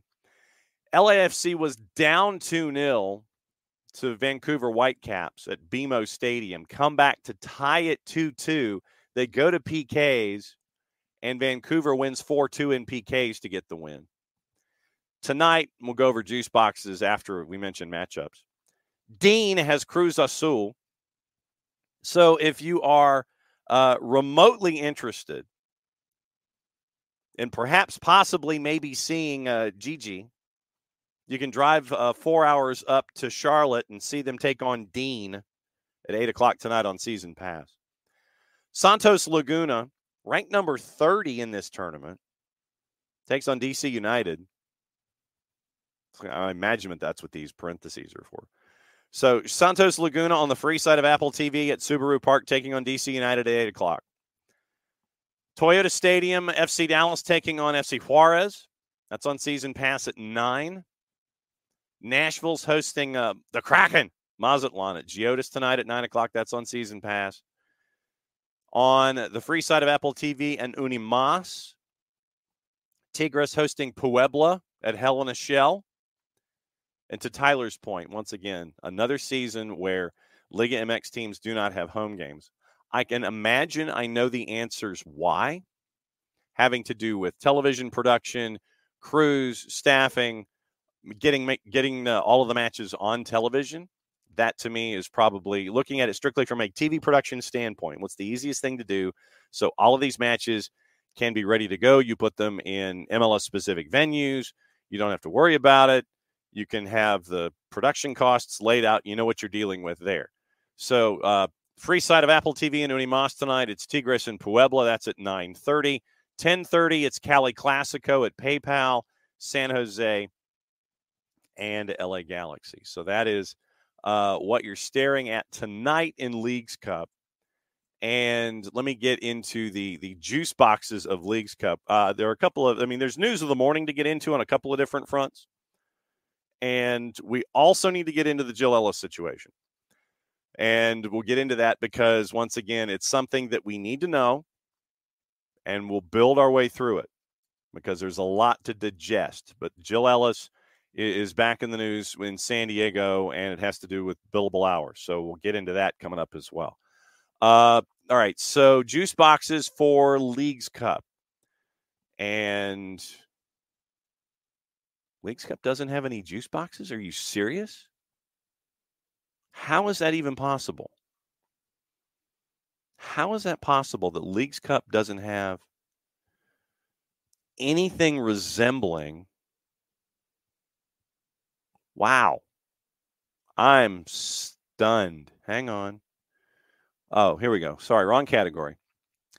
All right. So tonight, juice boxes. Charlotte, an underdog at home to Cruz Azul at a plus 212. Cruz Azul's a plus 121. Santos Laguna, big underdog in Philly against DC United at a minus 139. Santos Laguna is north of plus 310. FC Dallas favored tonight at home against Juarez at a minus 114. Draw and FC Juarez are a plus 276 in the composite, courtesy of our friends at Odds Portal. Nashville favored at home at a plus 116, hosting Mazatlan at a plus 209. Tigres, big favorite tonight in Houston at a minus 222. Puebla's north of plus 510. Earthquakes are an underdog at home, no surprise, taking on LAG. Earthquakes are a plus 181, and LAG is a plus 120. Your draw is creeping up to plus 295. So your standings in group. NYC has played both of their they played one match. They've got the 2 points with the win over Querétaro that we talked about. One match, 2 points. Querétaro, obviously, 1 point for getting it to penalties and losing. FC Cincinnati hasn't played yet. Obviously, we'll have a greater gauge after tonight, after the half dozen matches, and see where things stand. Montreal is finished with the group stage in the East. They have 3 points. Atletico San Luis and Orlando will be the last matchup in the grid. Orlando, they need a result, and they advance. Atletico San Luis needs a win, and they would have a better goal difference currently than CF Montreal. So if Atletico San Luis wins against Orlando in East 2, then Montreal would be out, Atletico San Luis would be in. East 3, only one match is played. Miami and Puebla. Miami got full points. Still got some work to do there. Philly, Cruz Azul, and Charlotte is East 4. The one match, Philly beating Charlotte with Dean discussing the surface. So Philly's on top with 3 points. East 5, New England has the one win in the group over Mazatlan. Obviously, like I said, we'll know a little bit more tonight after Mazatlan will be finished with the group stage after their match with Nashville. East 6, Red Bulls are eliminated. They're done 1 point after getting it to the shootout last night. They needed a result. They got a result, but it was in the PKs, so they only go through group with 1 point. Pachuca and Toronto advance. They play each other in the last game of the group stage in East 6. East 7, we know about DC and Atlanta. Each have a point. Santos Laguna, will know more about Santos Laguna and DC and what Atlanta United needs to do on the weekend after tonight. West 1, Austin's done. They have qualified, winning both of their matches against Pumas and Monterrey. Pumas and Monterrey have to sort it out amongst themselves to figure out who the second team is going to be out of West 1. San Jose and Chivas have played the only match in West 2. We'll know more about Cali after Cali Classico tonight. San Jose's got 2 points. Chivas has 1. West 3. All Caps beat Dallas. So we'll know more tonight after FC Juarez and Dallas as to if Dallas advances or if one of those teams has some work to do with the matchup against All Caps to wrap up West 3. West 4. Kansas City and Chicago, we know what happened there. Kansas City got the win. We'll know more a little later in the week. Kansas City, Toluca, Chicago. Toluca, Chicago. Right now, no points. Toluca still has a match to play. West 5, Portland and Leon, the only match played in group so far. Portland got the win. Keep an eye on Colorado. Leon's got some work to do. West 6, Seattle, 3 points, 1 match. They have to play Necaxa to wrap things up. Minnesota's done with group stage. They have 3 points. They're also -1 in goal difference. If Necaxa beats Seattle, the whole group goes into chaos. You're looking at math. Seattle gets a result. They advance. Minnesota advances. Necaxa goes home. West 7, LAFC is done. 4 points. 3 for the win, 1 for the loss in PKs. Vancouver and Tijuana will play to finish up the group. Basically, Vancouver right now, 2 points after 1 match. If they get any kind of a result against Xolos, they advance. LA Vancouver advance out of West 7. West 8, Atlas has the 1 result over Houston. RSL has yet to play. We'll know more later on. So 1 team eliminated so far, and that's just Red Bulls. And Red Bulls were eliminated last night, once again, after the shootout loss to Pachuca at Red Bull Arena. So that's where we are with Leagues Cup. Tom had mentioned, obviously, what happened last night with Dane St. Clair. I still think Eric Ramsey is a bit of a wake-up call when it comes to activity in this hemisphere. So we'll see what's up with Eric. All right, so let's say hi to everybody. Morning, Alex. Morning, Tom. Morning, David. And, David noticed the gear that I was wearing. And shout out to our friends at Peace Collective because they have a merchandising and marketing agreement with our friends at the FIFA, and they have the different World Cups. Here, let me pull David's lower third. So they have an agreement with the FIFA to where it can do logos with all the Leagues Cup, and so on the back of this shirt is the mascot and the logo from this particular World Cup. And so when the other shirts have survived the laundry salvo that I traditionally give them when I buy them, I'll be wearing those too. So, yeah, this is from our friends at Peace Collective, unsolicited plug. They do great work, and that's why I wear it. Pars, morning. Wife asked yesterday if Alexi matches our playing style. I'm sure he would have no issue with it. And right now, you're still building your roster, and it'll take a little while for Miranchuk to become comfortable in his environment. But as an attacking midfielder, right now, basically, it's go attack. Learn the relationship with everyone around you, and go forth and conquer. So I think that having Miranchuk available as an attacking midfielder, go forth and conquer, I think, is pretty much where things are within the framework of what Rob wants to do. I don't think it'll be an issue Miranchuk and what is in his attacking DNA with what Atlanta United wants to do with the ball. It's just going to be getting adjusted to your teammates and that second nature of, okay, if Saba's going over here, then I've got to do this. And then I know that he's going to be here. I know that he wants the ball here. And so early on, I think that you're going to see some misconnections because practice will be one thing. Game state is another. Where, what foot, where does so-and-so want the ball? They want it low. They want it on their feet right here. They want it here. They want it here. They want it here. That's just going to take game state, and that's going to take time. But I'm not overly concerned about play style. It's more the relationships and getting adjusted to the folks around you. And that's going to take time more than anything else. I think you'll be okay. Yeah, it was Leagues Cup After Dark. You ain't kidding. David, costing him too much money. No one was at the U.S. men's game. Could be less at a few extra. And this is something, and this, David, this is a random thought that I had yesterday that I hadn't had the chance to talk about. Show of hands, how many of you have been watching the soccer matches from the 5-ring circus over in Paris? Show of hands. Okay. And if you're driving, don't raise your hand unless you can do it safely. What has disappointed me more than anything is the attendance figures. And looking at the women's matches, how they're in venues where you're not selling in what would be for us the 200 level. You're literally just trying to sell the lower bowl, and you're not even filling the lower bowl. That's what has been disappointing for me more than anything else. We'll go over the results in just a bit.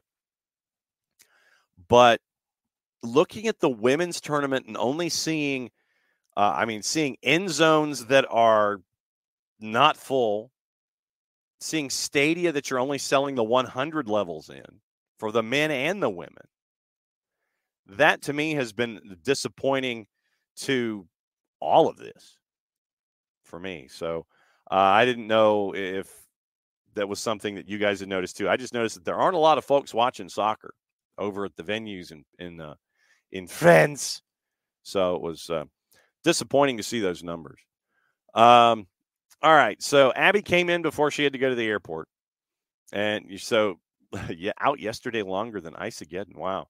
And Abby's hot at Marko Mitrovic, hardly giving Caleb any playing time. Entire men's coaching staff needs to change. So, it's been a bit of an adventure. We'll get into the men's numbers yesterday. It was a absolute golazo from Georgi Mihailovic and a brace from Kevin Paredes, and they advanced for the first time into the knockouts in a long time. So very, very, very, very cool. David's like not that mad, but Tolkien's been average defending, has been terrible passing. Caleb should play on quality alone. So, and Wiley's like, it seems we have a habit of playing down or up to our opponents, though. Feel like we might be getting a little ahead of ourselves, calling other teams not good when we are where we are. And to your point, Wiley, yes. I'm just stating the facts that Santos Laguna in their own competition, they're just not good. Like 15th of 18th, 16th of 18, they just have not been good, and it has been for like 6 months now. Caleb Wiley's a lot younger, suspected 22-year-old, more international experience as a part of it. Not saying it's right, likely a factor. Wiley's 2.5 years younger. Abby's waiting to figure out what flag Miranchuk wants to represent it. And so we'll see. And happy birthday, John Tolkien. Mazel tov. Congratulations. Hopefully they had you run through some kind of a gauntlet this morning in the athletes' village, all the squirt bottles and all the pounding and things like that. And yeah, David, all the GAM from the Wiley deal, you trade up to, and that's the other thing that Carlos mentioned yesterday, is that they're looking at folks, they're looking at purchases, and yeah, they're not leaving any stone unturned, for my cliche here in the 10 o'clock hour. They're not leaving any stone unturned when it comes to anybody who's interested. They're not going to ignore a phone call. They're not going to ignore a WhatsApp message. But you've got 19 days left in the window to do some things. And like I said, it's not like you're dealing with Montgomery Burns or Cartman here with it's not like that. You're not just going to sit there and bathe in your, ones in your den. I mean, if something's there, then you can play with it. If it's not, then you're not going to just needlessly spend money because you've got it to spend. Abby was an attacker, yeah, and so it's pursuing another attacker, and so we'll see what happens with pursuing the attackers. Yes, is it a winger? We'll see. David Aiden Morris, a big loss for Columbus, needed to do something. Yes, and David, you are correct. These are not the droids you're looking for. These are not the droids you're looking for, literally. And so I think that Wilfred Nancy has some kind of Jedi mind trick on folks. And it's like, yeah, I want that guy. Sure. Can you? Yeah, we can afford him. And I think you want to give him to us. I think that's what you're seeing with Wilfred Nancy. I think the next person that gets a sit-down interview with Wilfred Nancy needs to ask to see if he has studied the ways of the Jedi mind trick. That to me is the next largest question when it comes to Wilfred Nancy. Are you someone who has dealt with the Jedi mind trick? Oh, okay. So Abby says that Vice President went to Hartsfield, bus heading north with Chelsea. Oh, there was a bus north with Chelsea on it. Yeah, then it was them. Tom, glad Vancouver won, though. Still trying to figure out how LA's late equalizer wasn't offside. Well, let's see if we can get into the highlights here. And let's see, get back into the schedule. And we'll see if we can do a little reffing down here and walk through the play in and of itself. Bogish. Oh, it was a Matty Bogish goal. Great. So Matty Bogish scores at 90 plus 5 to make sure that LA ends up getting to PKs. Sebastian Berhalter scored from way downtown. Bang. All right. So Bogish runs down the right-hand side. Or so it's into the middle. Volley, double hopper. Vancouver is pointing. Okay, so Vancouver is pointing. Backing the play up here. All right, so Bogish is at the edge of, well, he's about 8 or 9 yards out. So, unless there is something. Okay, so that's why. Okay. There is a defender that is on the attacking player on the right as the cross is coming in. Literally, there is a defender that's at about 8 yards from the end line. Cross comes in. Defender creeps forward from inside the edge of the 6. So it would have to be the defender that was marking the initial cross. That's the only thing I can see, is that at the point of impact from inside the arc, it would have to be that the defender that was marking the cross was keeping Bogish onside. So Bogish with the flick, Berhalter point, or the keeper points. Everybody's happy. Yeah. Hands in the air from Vancouver, wishing offside. All right, so initial cross happens. Yeah, it has to be the defender. Yeah, it's got to be the defender that was marking the initial cross that was keeping Bogish onside. So that would have to be it, because you see the video is frozen for a long time, but it would have to be the defender marking the initial cross.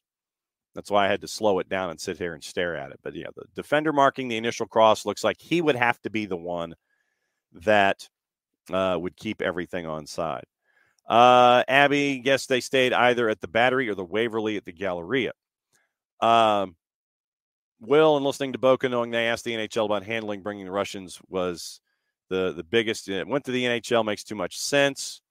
Was paid a small fortune in Europe to go to the Euros. saturated market. Hard to sell tickets to one major event that has a lot of other events going on. True. Ticket prices are slashed. Thank you, Rich. Yes. And it's the 3-letter paper. It was a quick Google. Uncle. Morning, Unc. Morning, Rich, by the way. Morning, Abby. Morning, Ropes. Let's see. Morning, Tom. Morning, Rich. Okay, so I think we got everybody caught up on the highs. I will. Looking at spending the remaining 30 or so on the incoming striker. Don't know. I think that, and once again, it's an attacker. I don't think you have to. I think that you can find. I mean, you found value in. You found value in Gigi when you signed him. I think it was 6 or 7, no more than 10 with add-ons. I think that you don't have to. And then what you can do is if you don't find what you're looking for, the idea is not to spend needlessly in the first place anyway. Just because you got money burning in your pocket doesn't mean that you should spend the money. Is the entire point here. That to me, I think is one of the larger talking points is just because you got money doesn't mean you need to spend money right now. But you can do that and check out after the season's over and then the winter window and things like that. Then you can check and see what you're hunting for. But I mean, if something drops in your lap, and like I said, I think that you need to look at the left wing and you need to look at starting up top as well. Because when you have Jamal and Daniel, I mean, you got your backups there. But looking at a starting striker and then looking at probably somebody on the left wing, or do you sit there and roll with what you have and have Miranchuk take the role that Thiago did, where occasionally you drift up into space and you end up being that left wing, and then everything falls its way forward, and then the left winger drifts back and helps out from outside the 18. But I think right now, legitimately, if you can find a winger, or if you can find a striker that isn't going to break the bank, and find somebody that's going to want to be here for a while, then I think that's what you're looking for. But I don't think that $30 million is going to sit there and it's like, oh, you've got to spend it right now. You don't have to. You don't have to spend it right now. So I think that's what, like I said, just because you got it doesn't mean you need to spend it. So I think that's where we are. Yesterday, and since we mentioned the men's tournament, with the teams that have advanced, and we do know the bracket for the knockouts, by the way. France and the U.S. make their way out of Group A, 9.6 points. New Zealand and Guinea do not advance. Morocco and Argentina, they advance. Identical markers, by the way. But Morocco went to like the 38th tiebreaker and ended up winning the group. So Morocco and Argentina advance. Ukraine and Iraq do not. Egypt and Spain advance out of Group C. The Dominican Republic and Uzbekistan do not. Dominican Republic needed a win and some help yesterday to advance. And when Egypt won yesterday, that kind of threw everything out the window. Egypt and Spain advance. Dominican Republic, Uzbekistan do not. Japan, Paraguay advance. Mali and Israel do not. So that's where the schedule is involving that bracket. So you've got your quarterfinals all set, and they're on Friday. And yes, we are bringing back the drop in the music. And it's 9, 11, 1, and 3. So there's no competition when it comes to time slots, having things going simultaneously, what have you. Morocco and the U.S. are the early game at 9 o'clock on Friday morning. So we'll be kind of keeping an eye out on that. Most I had to phrase it a certain way. We'll be keeping an eye on Morocco and the U.S. Friday morning at 9 a.m. After we're done, Japan and Spain at 11, Egypt and Paraguay at 1, France and Argentina at 3. Semifinals would be Morocco or the United States up against Japan or Spain, and that's going to be a tall order. Japan has been absolutely playing out of their minds in this tournament. So, perfect at the Olympics. Leo Kokubo has been a major factor for Japan. So keep an eye out for that. But that's the men's tournament that is now into that final stage. Once again, women's tournament, 12 teams instead of 16. FIFA wants it to go to 16. IOC's like, nope, that's going to cost us too much money. 1 and 2 qualify for the quarters. The number 3 is a possible quarterfinal space. So 6 of the 8 teams advance, and then 7 and 8 to the quarters to go work their way to the knockouts. But right now, heading into today, Colombia, France, each with 3 points. Canada, once again, they need a win. Part of me just thinks that Colombia is going to do a bit of a kickabout, get a point, not worry about it. Might be one of the boringest. Might be one of the most boring matches of the tournament. And France, looks like they could be getting a result over the Matildas, and that they may win group as well. Group B, U.S., Germany, Australia, Zambia. Once again, the U.S. have only given up 1 goal in 2 matches, scored 7. Germany and Australia each with 3 points. Germany's got the better goal difference. Zambia has given up 9 goals in 2 matches, and they have scored 5.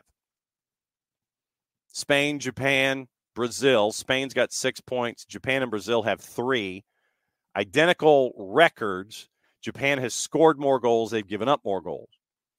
So goal difference is the same, but Japan has scored more goals. Nigeria has lost both of their matches, and they've only given up 2 goals with no points. So today, once again, your if I could click the right banner, I could tell you what's going on. Your live scoring for these matchups today. Brazil, Spain, 11 o'clock. Japan, Nigeria, 11 o'clock. Spain's favored at a plus 115 now over Brazil. Japan's now a minus 230.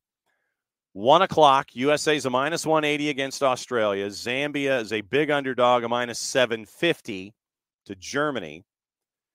These numbers are being violently changed. Canada's a minus 180 against Colombia, and France is a minus 650 now against New Zealand at 3 o'clock on Peacock. So once again, Brazil, Spain, Japan, Nigeria, 11 o'clock.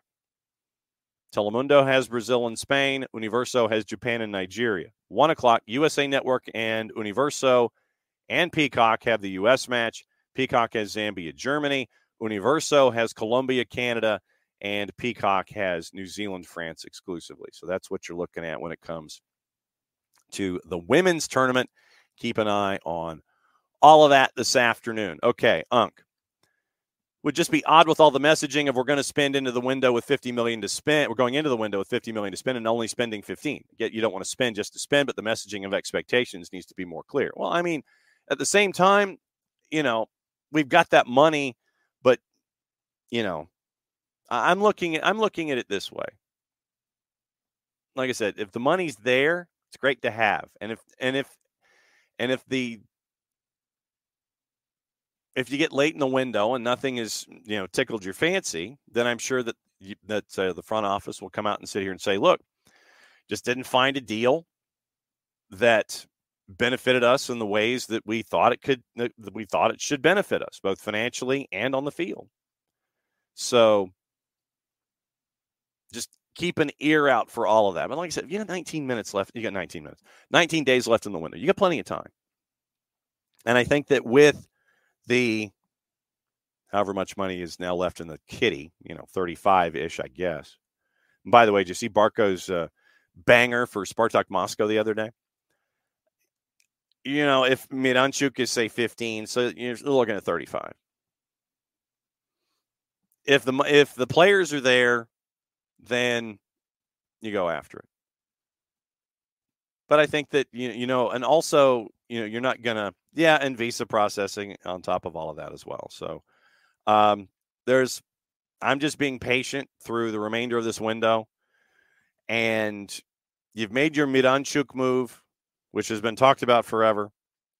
Yeah, and time is ticking for the season. And Carlos did mention yesterday that you're looking to add an attacker, and he mentioned that top 4 probably not going to happen, but the idea is to get into the playoffs and make some noise in the playoffs.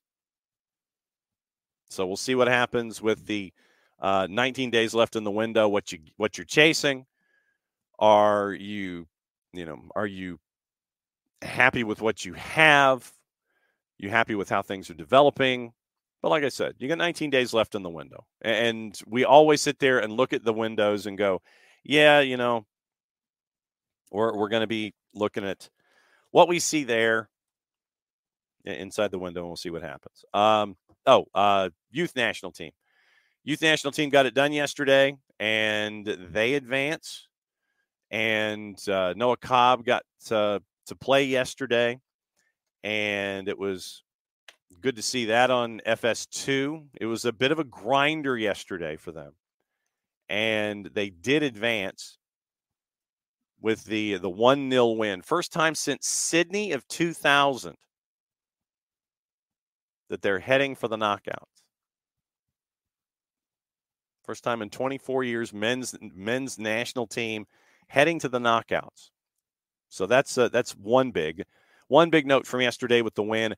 And then for the youth national team side, the U20s are headed to the 2025 U20 FIFA World Cup with the 1-0 win yesterday. So that was you get the job done against Guatemala. You win at 1-0. Adam Beaudry came up big with a save late and to preserve the 1-0 margin. And so that's where the United States is when it comes to the men's side of things, as I sit here and try to cross things off of what I wanted to talk about this morning. Okay, we did get to talk about Dean and DeJuan Jones. It looks like Brighton is going to be closing the deal on Diego Gomez from Messi and Friends for high teens. I think the number was 18 million, I think was the number that was being tossed about. And Diego Gomez is going to spend the remainder of his season with Messi and Friends before he moves on to Brighton at the end of this season and before he moves over to the Premier League. Okay. Jill Ellis, we need to get into this. And I know that we're probably going to get bogged down in legalese, and I'm going to apologize ahead of time. But this happened yesterday, and it is something that we need to get into. And we'll get into the case, and we'll discuss what happened when it comes to Jill Ellis and the news out of San Diego. And it is a lot to digest, and that's why we have the show and the time to do it. Because for long topics like Canada soccer, where we can invest the time that we can, Steph Yang had the piece yesterday in The Athletic. Jill Ellis has now filed a lawsuit against former Wave employee Brittany Alvarado in California Superior Court, claiming defamation and intentional interference with contractual relations. And this is where I'm annoyed because I'm trying to log in. And it would be nice if I could log in and actually log in and read what I'm supposed to read. That's just me. All right. So,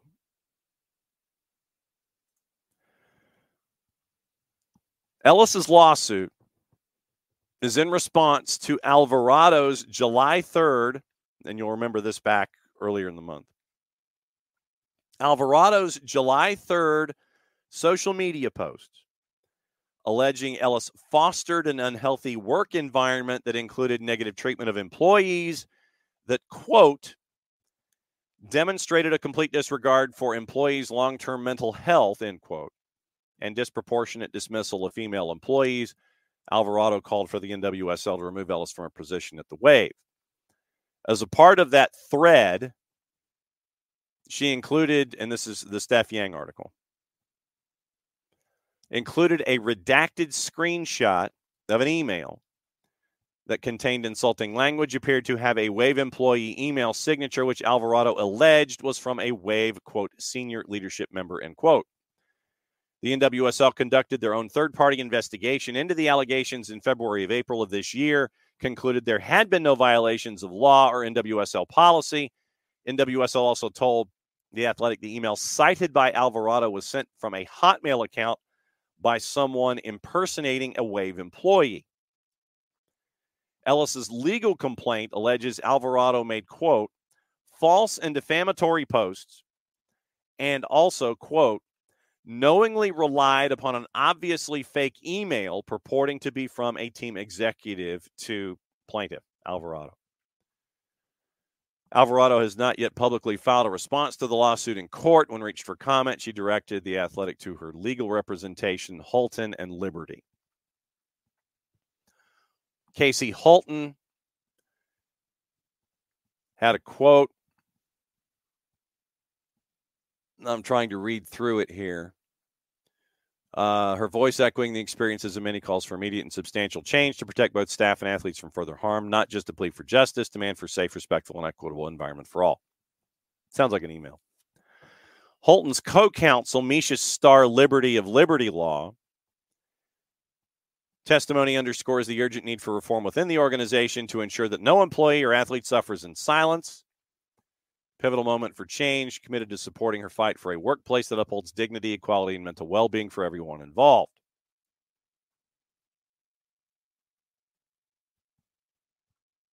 Complaint by Ellis shows what it claims is the fully unredacted email from Alvarado's thread and also claims, quote, defendant knowingly redacted inconsistent email addresses in the header and signature block, which would readily confirm to a reasonable reader that the email was not sent from a valid Wave FC email account for the purported sender.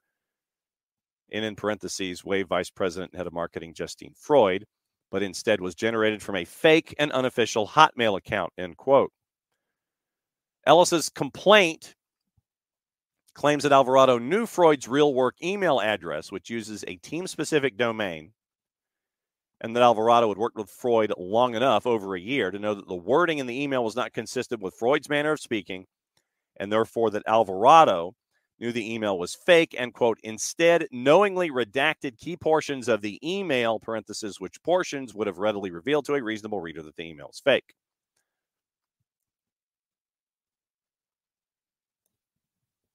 The complaint states that the same Hotmail account also sent two other emails on that day, June 17. One to NWSL Commissioner Jessica Berman, stating that Freud was resigning from San Diego, and that the other to a Wave employee, telling him he was being terminated without explanation. This employee, according to the complaint, is not white, therefore, quote, giving the false impression that his termination was or may have been racially motivated, end quote. Complaint also includes what it alleges is a fake text message from a burner phone sent to a Wave player, which claims, quote, Jill Ellis is not a saint and doesn't care about you, us players, nor the front office, end quote. Complaint asserts that Alvarado is responsible for, took responsible part in, was actively involved with, and or materially contributed to the generation, creation, publication, and or illegality of the fake emails and text message.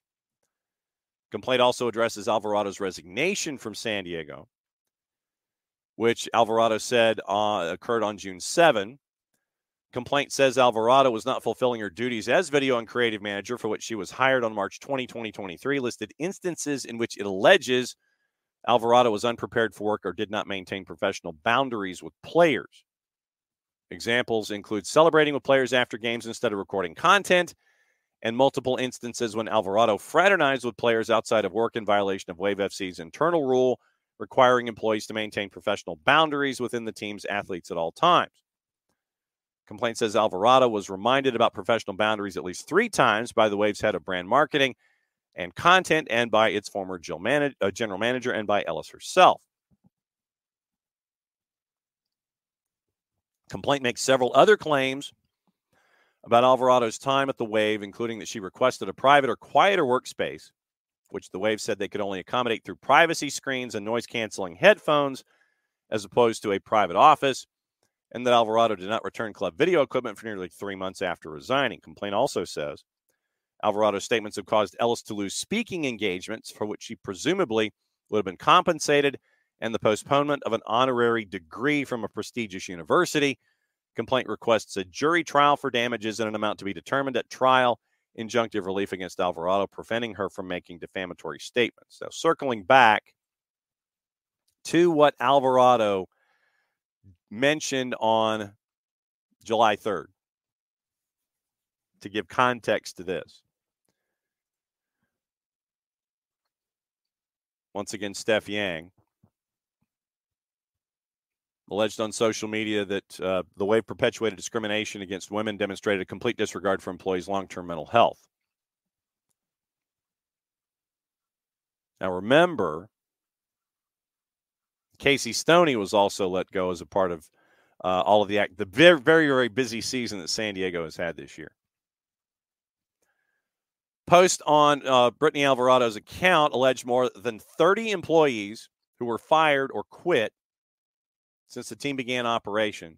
Alleged nearly 75% of them were women. Negative treatment of employees was part of an unhealthy work environment fostered by Jill Ellis. Wave posted a response on social media denying the allegations. Wave added at the time that they were reviewing the situation and intend to pursue all legal avenues available to appropriately address the matter, which is what happened yesterday.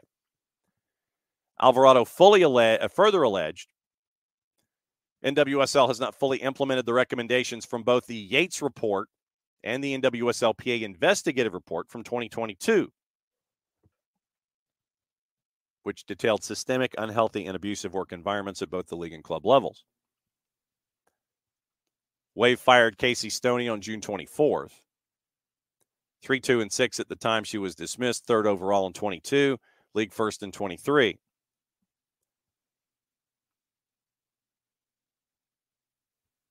Yang says, while not directly linking Stoney's firing to her decision to speak, Alvarado cited Stoney in particular in her post as a positive influence.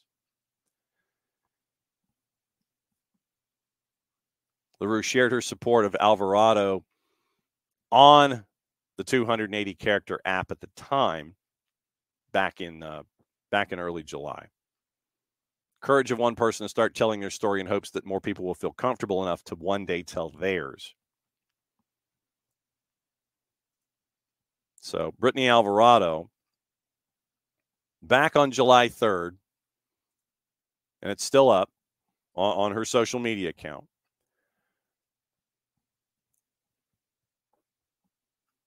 Mentions her early discussions.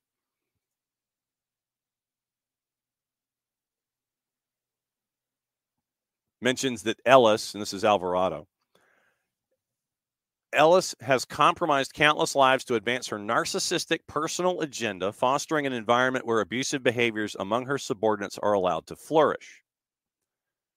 And this is when Alvarado makes the point back on July 3rd that the NWSL has to remove Jill Ellis from the wave and the league entirely.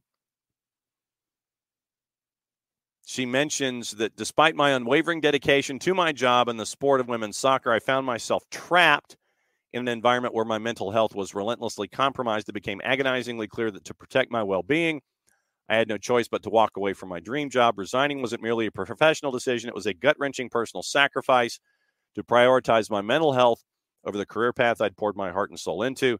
Now, from the outside, I'm resolute in my mission to spearhead a movement ensuring that mental health is unequivocally prioritized in the NWSL and beyond. And that was when she calls for accountability and decisive action. And in the chain from that day,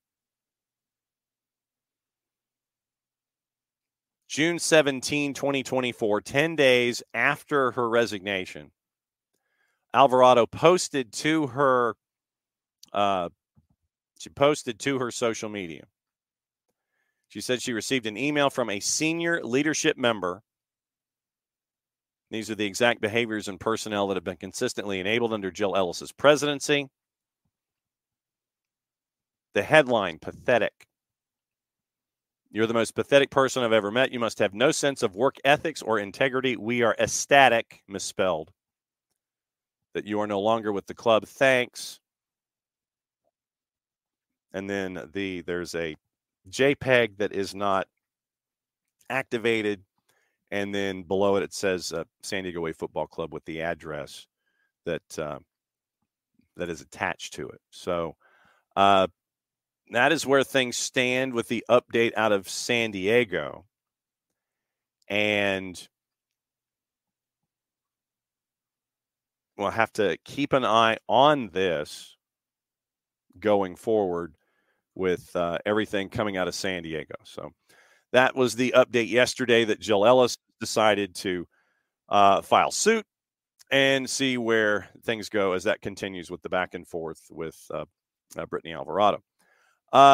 Jarrett, we went through the Jill Ellis case, went through the national teams, went through the brackets, prepared everybody for 11 o'clock, and talked about the trade of DeJuan Jones from New England to Columbus, where it is now alleged that Wilfred Nancy was using the Jedi mind trick on people and continues to do so, and bringing in talent to continue to better Columbus, bringing in both A.Z. Jackson and DeJuan Jones. Diego Gomez going from Messi and Friends to Brighton at the end of the season. Leagues Cup. And it looks like Bordeaux might be saved from actual liquidation and administration. So what's on your mind? Where else do we need to go this morning? Yeah, I think that pretty much covers it. Wilfred Nancy. I mean, he's making that club better, which is his job. I maintain that, man, at some point in the next year or two, somebody's got to come for Wilfred Nancy, right? Mm-hmm. Like someone with lots of money. Yeah. Wilfred Nancy, especially if he's doing this. But until you're gone, you keep making the club better and you leave it in better shape. Mm-hmm. Yeah, I keep waiting for Wilfred Nancy to get poached. Someone's going to come and throw him so much money for so much potential glory in a different country. But we'll see. They just keep building over there. Mm-hmm. And they have matches in hand, and they can continue to work their way up the ladder. And, depending on what happens with Messi and Friends and whoever's still going to be north of them in the standings, could finish at number 2. They went out, they could be the number 2 seed. But you have a pesky number 2 seed that could be Columbus. Oh, and also the discussion, we were getting into the discussion about the remainder of the dollars and the remainder of the window for Atlanta United, where if you had 50 and Miranchuk is 15, you have 35, and what to expect in looking for an attacker in the final 19 days of the window, and just the guidepost that just because you got 35 million doesn't mean you need to spend 35. I hope they find a good fit for it now. I'm an impatient human being, and I know there's a pretty hearty split right now in the fan base about this. And I completely understand. Some people don't want them to spend it without signing a new manager first. You imagine it will be somebody in the off season. I know we've gone over our short list, and I half expect them to pull something out of nowhere that we don't expect, because that's how the sport works. Well, and that's how the front office has traditionally worked here in this market. They don't market in the public opinion. It is. I'm very interested to see what they do, who they go after. Yeah. But yeah, you do have a lot of money to play with here if you're Atlanta United. And I do want to clarify, because it got tossed around a lot yesterday. Garth said attacker. Yes. Didn't necessarily say striker. Yeah, attacker. So it opens the door for somebody on the outside. Yes. The only reason I say that is because you have gotten production out of Daniel Rios and Jamal Teare. Mm-hmm. More so, this is like the monkey paw curling, but I wish we had a good backup striker. Done. At what cost? Everything. Mm-hmm. How much did it cost? Yes. Yes. Yes is the answer. But you go to that. I know, despite the fact that so many people blatantly ignore that Garth does pregame hits on the radio pregame show, which I don't know. You spend your time doom scrolling on the damn app long enough, you should eventually be able to stumble over the fact that he does these hits. But, we talked about the way that the money can be converted. There's a chance because of the way the contracts worked, there's a chance that you free up an entirely new DP spot going into 25. Right. So even if you didn't sign a striker right now and you spurned a DP spot on another attacker, let's say you went the LA Galaxy style, man, and you just hey, we're gonna go drop $10 million on a winger. Yep.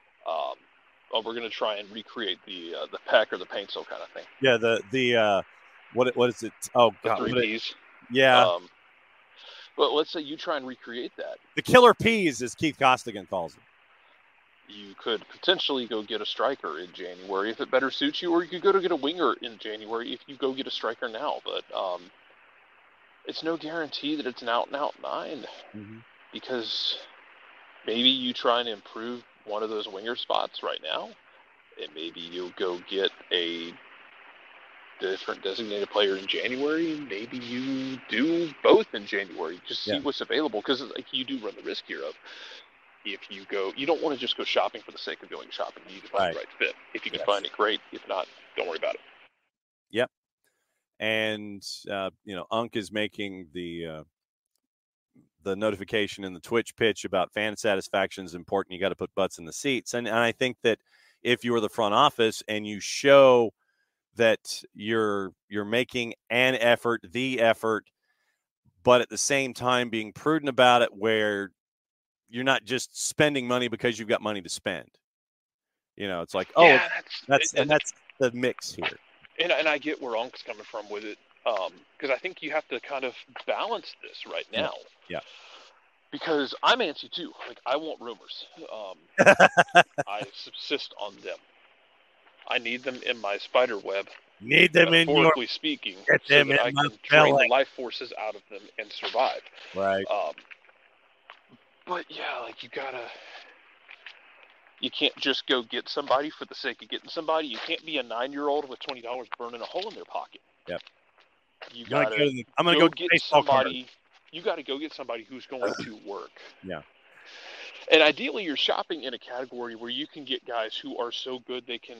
You don't have to worry necessarily. I don't think you're going to change the entire philosophy of the club in terms of it's going to be more attacking based. I don't think you're going to change that philosophy entirely. Right. So you find a coach that fits, and you find somebody who does the things that you need, specifically scoring, specifically winning 1v1 duels on the outside. Yes. But I think you do have to find this balance. The cicadas have haunted me again. You find this balance of, we need to get somebody, but we also can't rush the issue. And yeah, it's tough right now because people are frustrated because this is the second summer window in a row where you've been in this situation. You didn't expect to be necessarily in this deep of this situation. I think we all knew that Thiago was going to go sooner or later. Right. Caleb was always an option with the Olympics. Gigi was a different case. You just got offered a lot of money for a guy who hadn't been on the field a lot. I think in a perfect world, he'd have stayed healthy, and he'd have stayed for another 3 or 4 years, and you'd have been set at striker. You wouldn't have to worry about that. No problems. Mm-hmm. But sometimes it doesn't work out. It's not. I don't think you ever brought him here to sell him on, right? Which I think has kind of been the implication by some, which I think is very unfair. You gotta bring in guys who make you better, and you have to find that balance between bringing guys in who make you better, but also not just bringing guys in for the sake of bringing guys in, right. Even if they are talented, and then they don't fit, because then you start falling into the LA Galaxy traps of the years past. Yes, they made it work this year, but when they started scrambling all that together, I'll tell you, I was skeptical, and we can talk about it with Nico tomorrow. I was skeptical when they brought all of that together this year. That's a lot of money to spend on guys that we don't know I don't know if they're going to fit into what Greg Vanny's doing. It's worked. Yeah. To an extent. Galaxy are fine. Yeah, I think you got to strike that balance, because if you just throw money at it and you just go grab guys right now, regardless of fit, regardless of how they can work together, all that stuff, then you just dig another hole, and then you're in an even deeper hole. So it's an unenviable spot. It's a spot you kind of put yourself in the past. And it's kind of, you were always going to kind of end up in between areas with the model of going to get young guys, and that you would sell them on and have to bring in somebody else. But yeah, man, it's tricky, and it's kind of annoying, and yeah,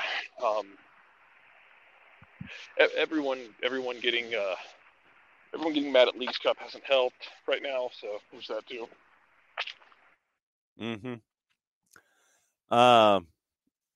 Quickly. Oh yeah, I agree. The talent out is higher than talent in. No doubt. Yeah.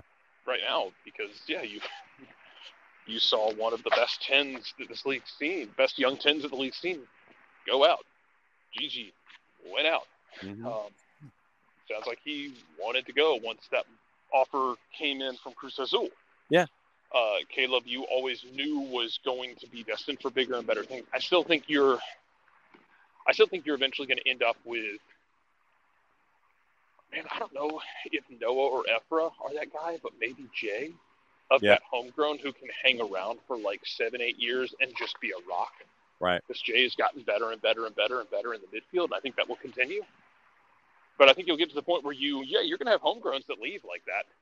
You're going to have some that stay that can be high-level contributors in MLS. Now, whether or not they want to do more, that's up to them. And I think as long as you don't have the top league in the world, you're going to have guys that want that.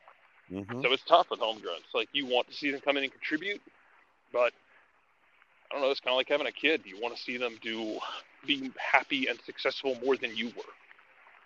So it's a weird spot. Yeah, you've got it. You do want to bring in more talent, but I think if you can find it this window, do it. Yeah. But don't spend just for the sake of spending it and end up in a bad situation.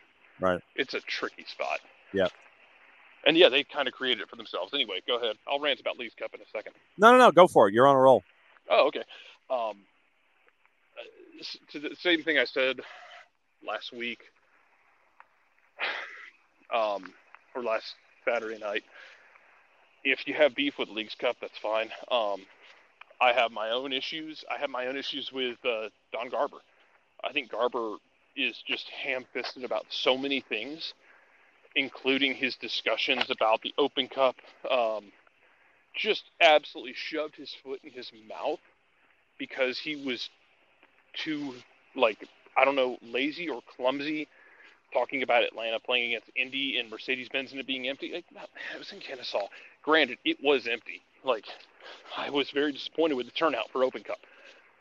If you're going to use Open Cup as your crutch to go after Leagues Cup, then support Open Cup.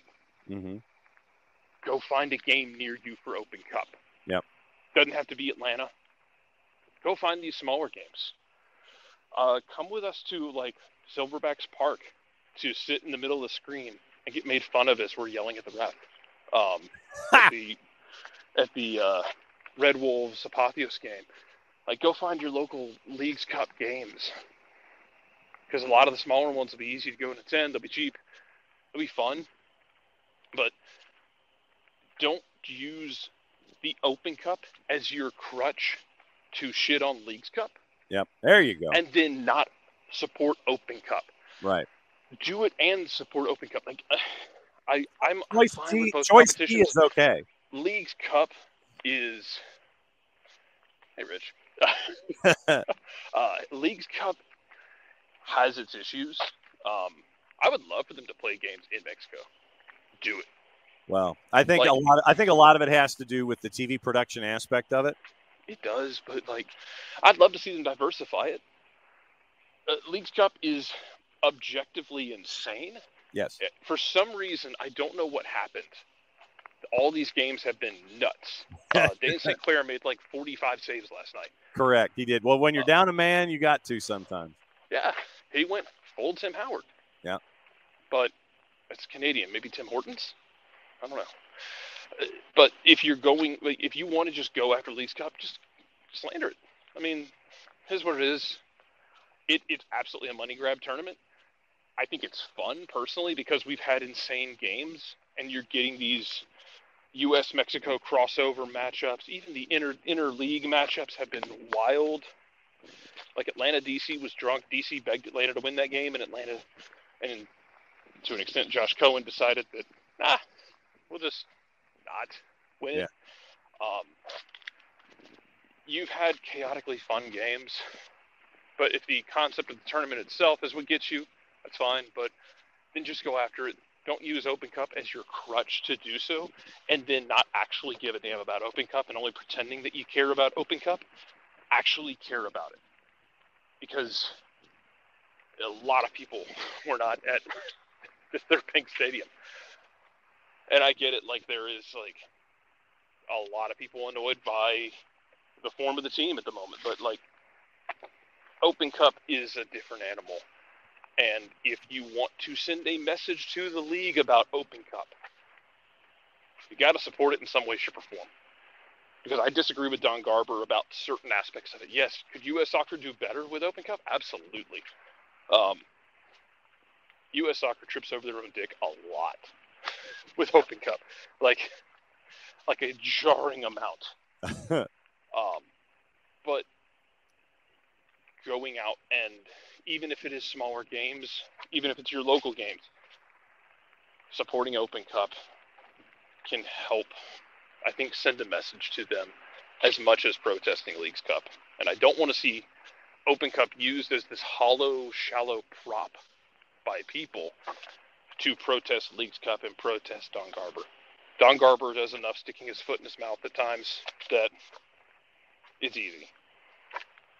But just support what you say you're going to support. Don't use it just for window dressing, in the same way that I am annoyed frequently by people who do the performance posts about dropping their season tickets. Like, okay, people drop season tickets.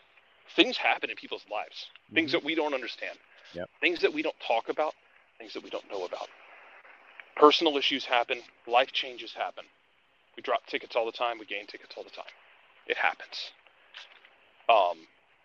For whatever reason you want to do it, you're just not into it anymore. Your kids are out of the house and you don't really feel the need for it anymore. You're not interested. You've moved too far away. It doesn't really fit into your life plans. That's fine. The whole performative, here's my 18-point reason sheet as to why I'm dropping tickets and where my protest lies. Like, great. You got a couple hundred likes off of it. At the end of the day, what was the point? Mm-hmm. I mean, yeah, you didn't renew them. Trust me. We're all on that decrepit, decaying bird app. We all know where everyone stands on things with the team. Trust me, it's very clear. And some of it is justified in the way that I think they've performed this year. Especially some of the guys you asked to be key contributors who have at times not shown up. And that's understandable. But in that same vein of, like, just do and or support and or don't, however you see fit. It's the performative nature of it all that, for me, is exhausting. What to watch, where to watch it, how to watch it. Remember, no Tanner Davidson for Team USA today, a knee contusion. So that has been the evolution of the lower body injury in Stanley Cup playoffs parlance by the U.S. That's more than Stanley Cup will ever do. Yes. So it went from lower body injury to knee contusion. We now have some specificity. Tanner Davidson's missing the Australia match. Tonight at 8, Crystal Palace and Wolves is on BN. If you don't have BN, you can get BN, Nuestra Tele, CDO, for the fans, Teise, all the BNs. You can get that at fanatisfntz.co/soccer down here. And you can help out the show. You can help out the network. You can help out Fanatis, and you can help out your truly degenerative nature of watching obscure leagues and friendlies and stuff from all around the planet. Hell, they shouldn't have brought Chelsea to the Benz tonight. Should have brought the team that whipped Chelsea's ass over the weekend. Dude, Celtic rolled into the United States and turned into, like, old school Notre Dame. What the hell? Well, I mean, you're at Notre Dame. You figure what the hell? They beat Man City before that up in Chapel Hill. Yep. So they on a roll. Yeah, they went up Chapel Hill, beat Man City, excuse me. God, how did that happen twice? And then, Chelsea, the hell are you doing playing Celtic at Notre Dame? It's like fighting the Fire Lord during Sozin's Comet. What the hell is wrong with you? Why would you do that? Yes. So you've got that. So you can go to Fanati's, subscribe, be a true degenerate like me. Jason got me hooked. I blame him. CBS Sports Network tonight, USL Championship, Hartford and Detroit at 7:30. Two more friendlies on. That could be a good game, actually. Yeah. Two if you're not familiar, Detroit has incredible heel energy in USL. If you've never checked in there, yes, they're just so unlikable for everyone. But Detroit, they enjoy. They lean into it. It's kind of, from a neutral standpoint, I kind of enjoy how much Detroit is like. Goes full heel, and how much their fans lean into it. We need heels. Yep. Go ahead, John. Sorry. Friendlies tonight on the four-letter, Liverpool and Arsenal at 7:30. Manchester United, Real Betis is at 10. FS1 has Leagues Cup. There's a lot of Leagues Cup tonight. 6 matches, 7, 8, 9:30. It's all over the place. 2 at 8, 2 at 9, 1 at 9:30. Cali Classico at 10:30. 3-side. On Apple TV is Cali Classico. Freeside in Unimas is Tigres and Puebla. Season Pass is Nashville Mazatlan and FC Dallas FC Juarez. Freeside and FS1 at 8 o'clock. Santos Laguna DC United from Chester. And Dean and Cruz Azul is at 8 o'clock. That is on Season Pass. Also, USA, once again, remember, Australia, USA, 1 o'clock. Universo is simulcasting. Unimas has Tigres and Puebla. Goes better than rugby did. Australia. Yeah. Tigres and Puebla at 9:30. Once again, everything on Season Pass. Club friendlies tonight on the Plus. Club America Chelsea is at 7:30. I think Maddie's catching up with Jamie Watson, who is doing color for that, so keep an eye out at soccerdownhere.net. Liverpool Arsenal's at 7:30. AC Milan Real Madrid at 8:30. Manchester United Real Betis is at 10. And New Mexico and Vegas on USL Championship. But that is at the Lab at 9 o'clock. Golasso Network friendlies. You already got to see Urawa Red Diamonds and Newcastle at 6:30 this morning. Feyenoord and Monaco 1:30. RB Leipzig Aston Villa is at 8. NWSL Summer Cup at 7. North Carolina FC and Monterrey. Portland and Seattle is at 10. Paramount Plus, doubleheader in Argentine Primera, Union Santa Fe, Rosario Central at 5:30. Boca Juniors Bonfield at 7:30. Summer Cup on Paramount Plus, Washington, Chicago at 7:30. Utah and Tijuana is at 10. And all 6 matches of the Olympic Women's Tournament are 2 of the 6 are underway. Brazil, Spain, Japan, and Nigeria. Everything else is later on in the afternoon, and everything is on Peacock. And if you've got Peacock and haven't gravitated over to Gold Zone with Scott Hansen, Andrew Siciliano, Matt Eisman, Jack Collinsworth, and soon-to-be Akbar Gabiamila, literally, you turn it on, you walk away. You're done watching everything for the day. You just want one channel. Can't recommend it any more highly. You're locked in, brother, and you ain't changing the channel. And Rich reminds us that Arsenal and Liverpool is in Philly proper tonight at the Link. So that's where we are.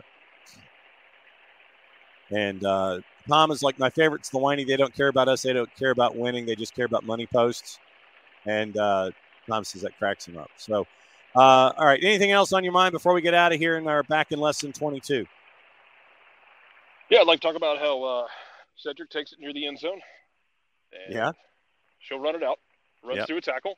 The 10, 15, 20, 25, 30, 35, 40, 45, 50. Oh, my God. There goes Cedric. Oh, my God. Cedric's going to run it all the way back. USA is going to win the rugby game. They are not going to keep them off the field tonight. Oh, that was epic. Because Australia forgot the 2 keys. It's about blocking and tackling, and especially rugby, it's tackling. my heart does go out to the girl from Australia who she just didn't wrap up. I was just trying to hold her up. Don't try to strip the ball. Go for the tackle. Cedric just ran right through her. I thought it'd be Alona Meyer to do the job, and it was Cedric, and she just ran right through her like a bad habit. Mm-hmm. Yeah. More than once, I have seen people try and overlay the greatest college football call ever over that, and it absolutely fits because it's my favorite thing in rugby, which is she chose not to be tackled. She ran through someone and then ran away from the rest of them, which is a unique rugby skill that is, like, very fun. But, man, I'll take a bronze medal. That's the first one the U.S. has gotten in rugby. Yep. Ever. Tomorrow, FC Naples is joining us at 9:30.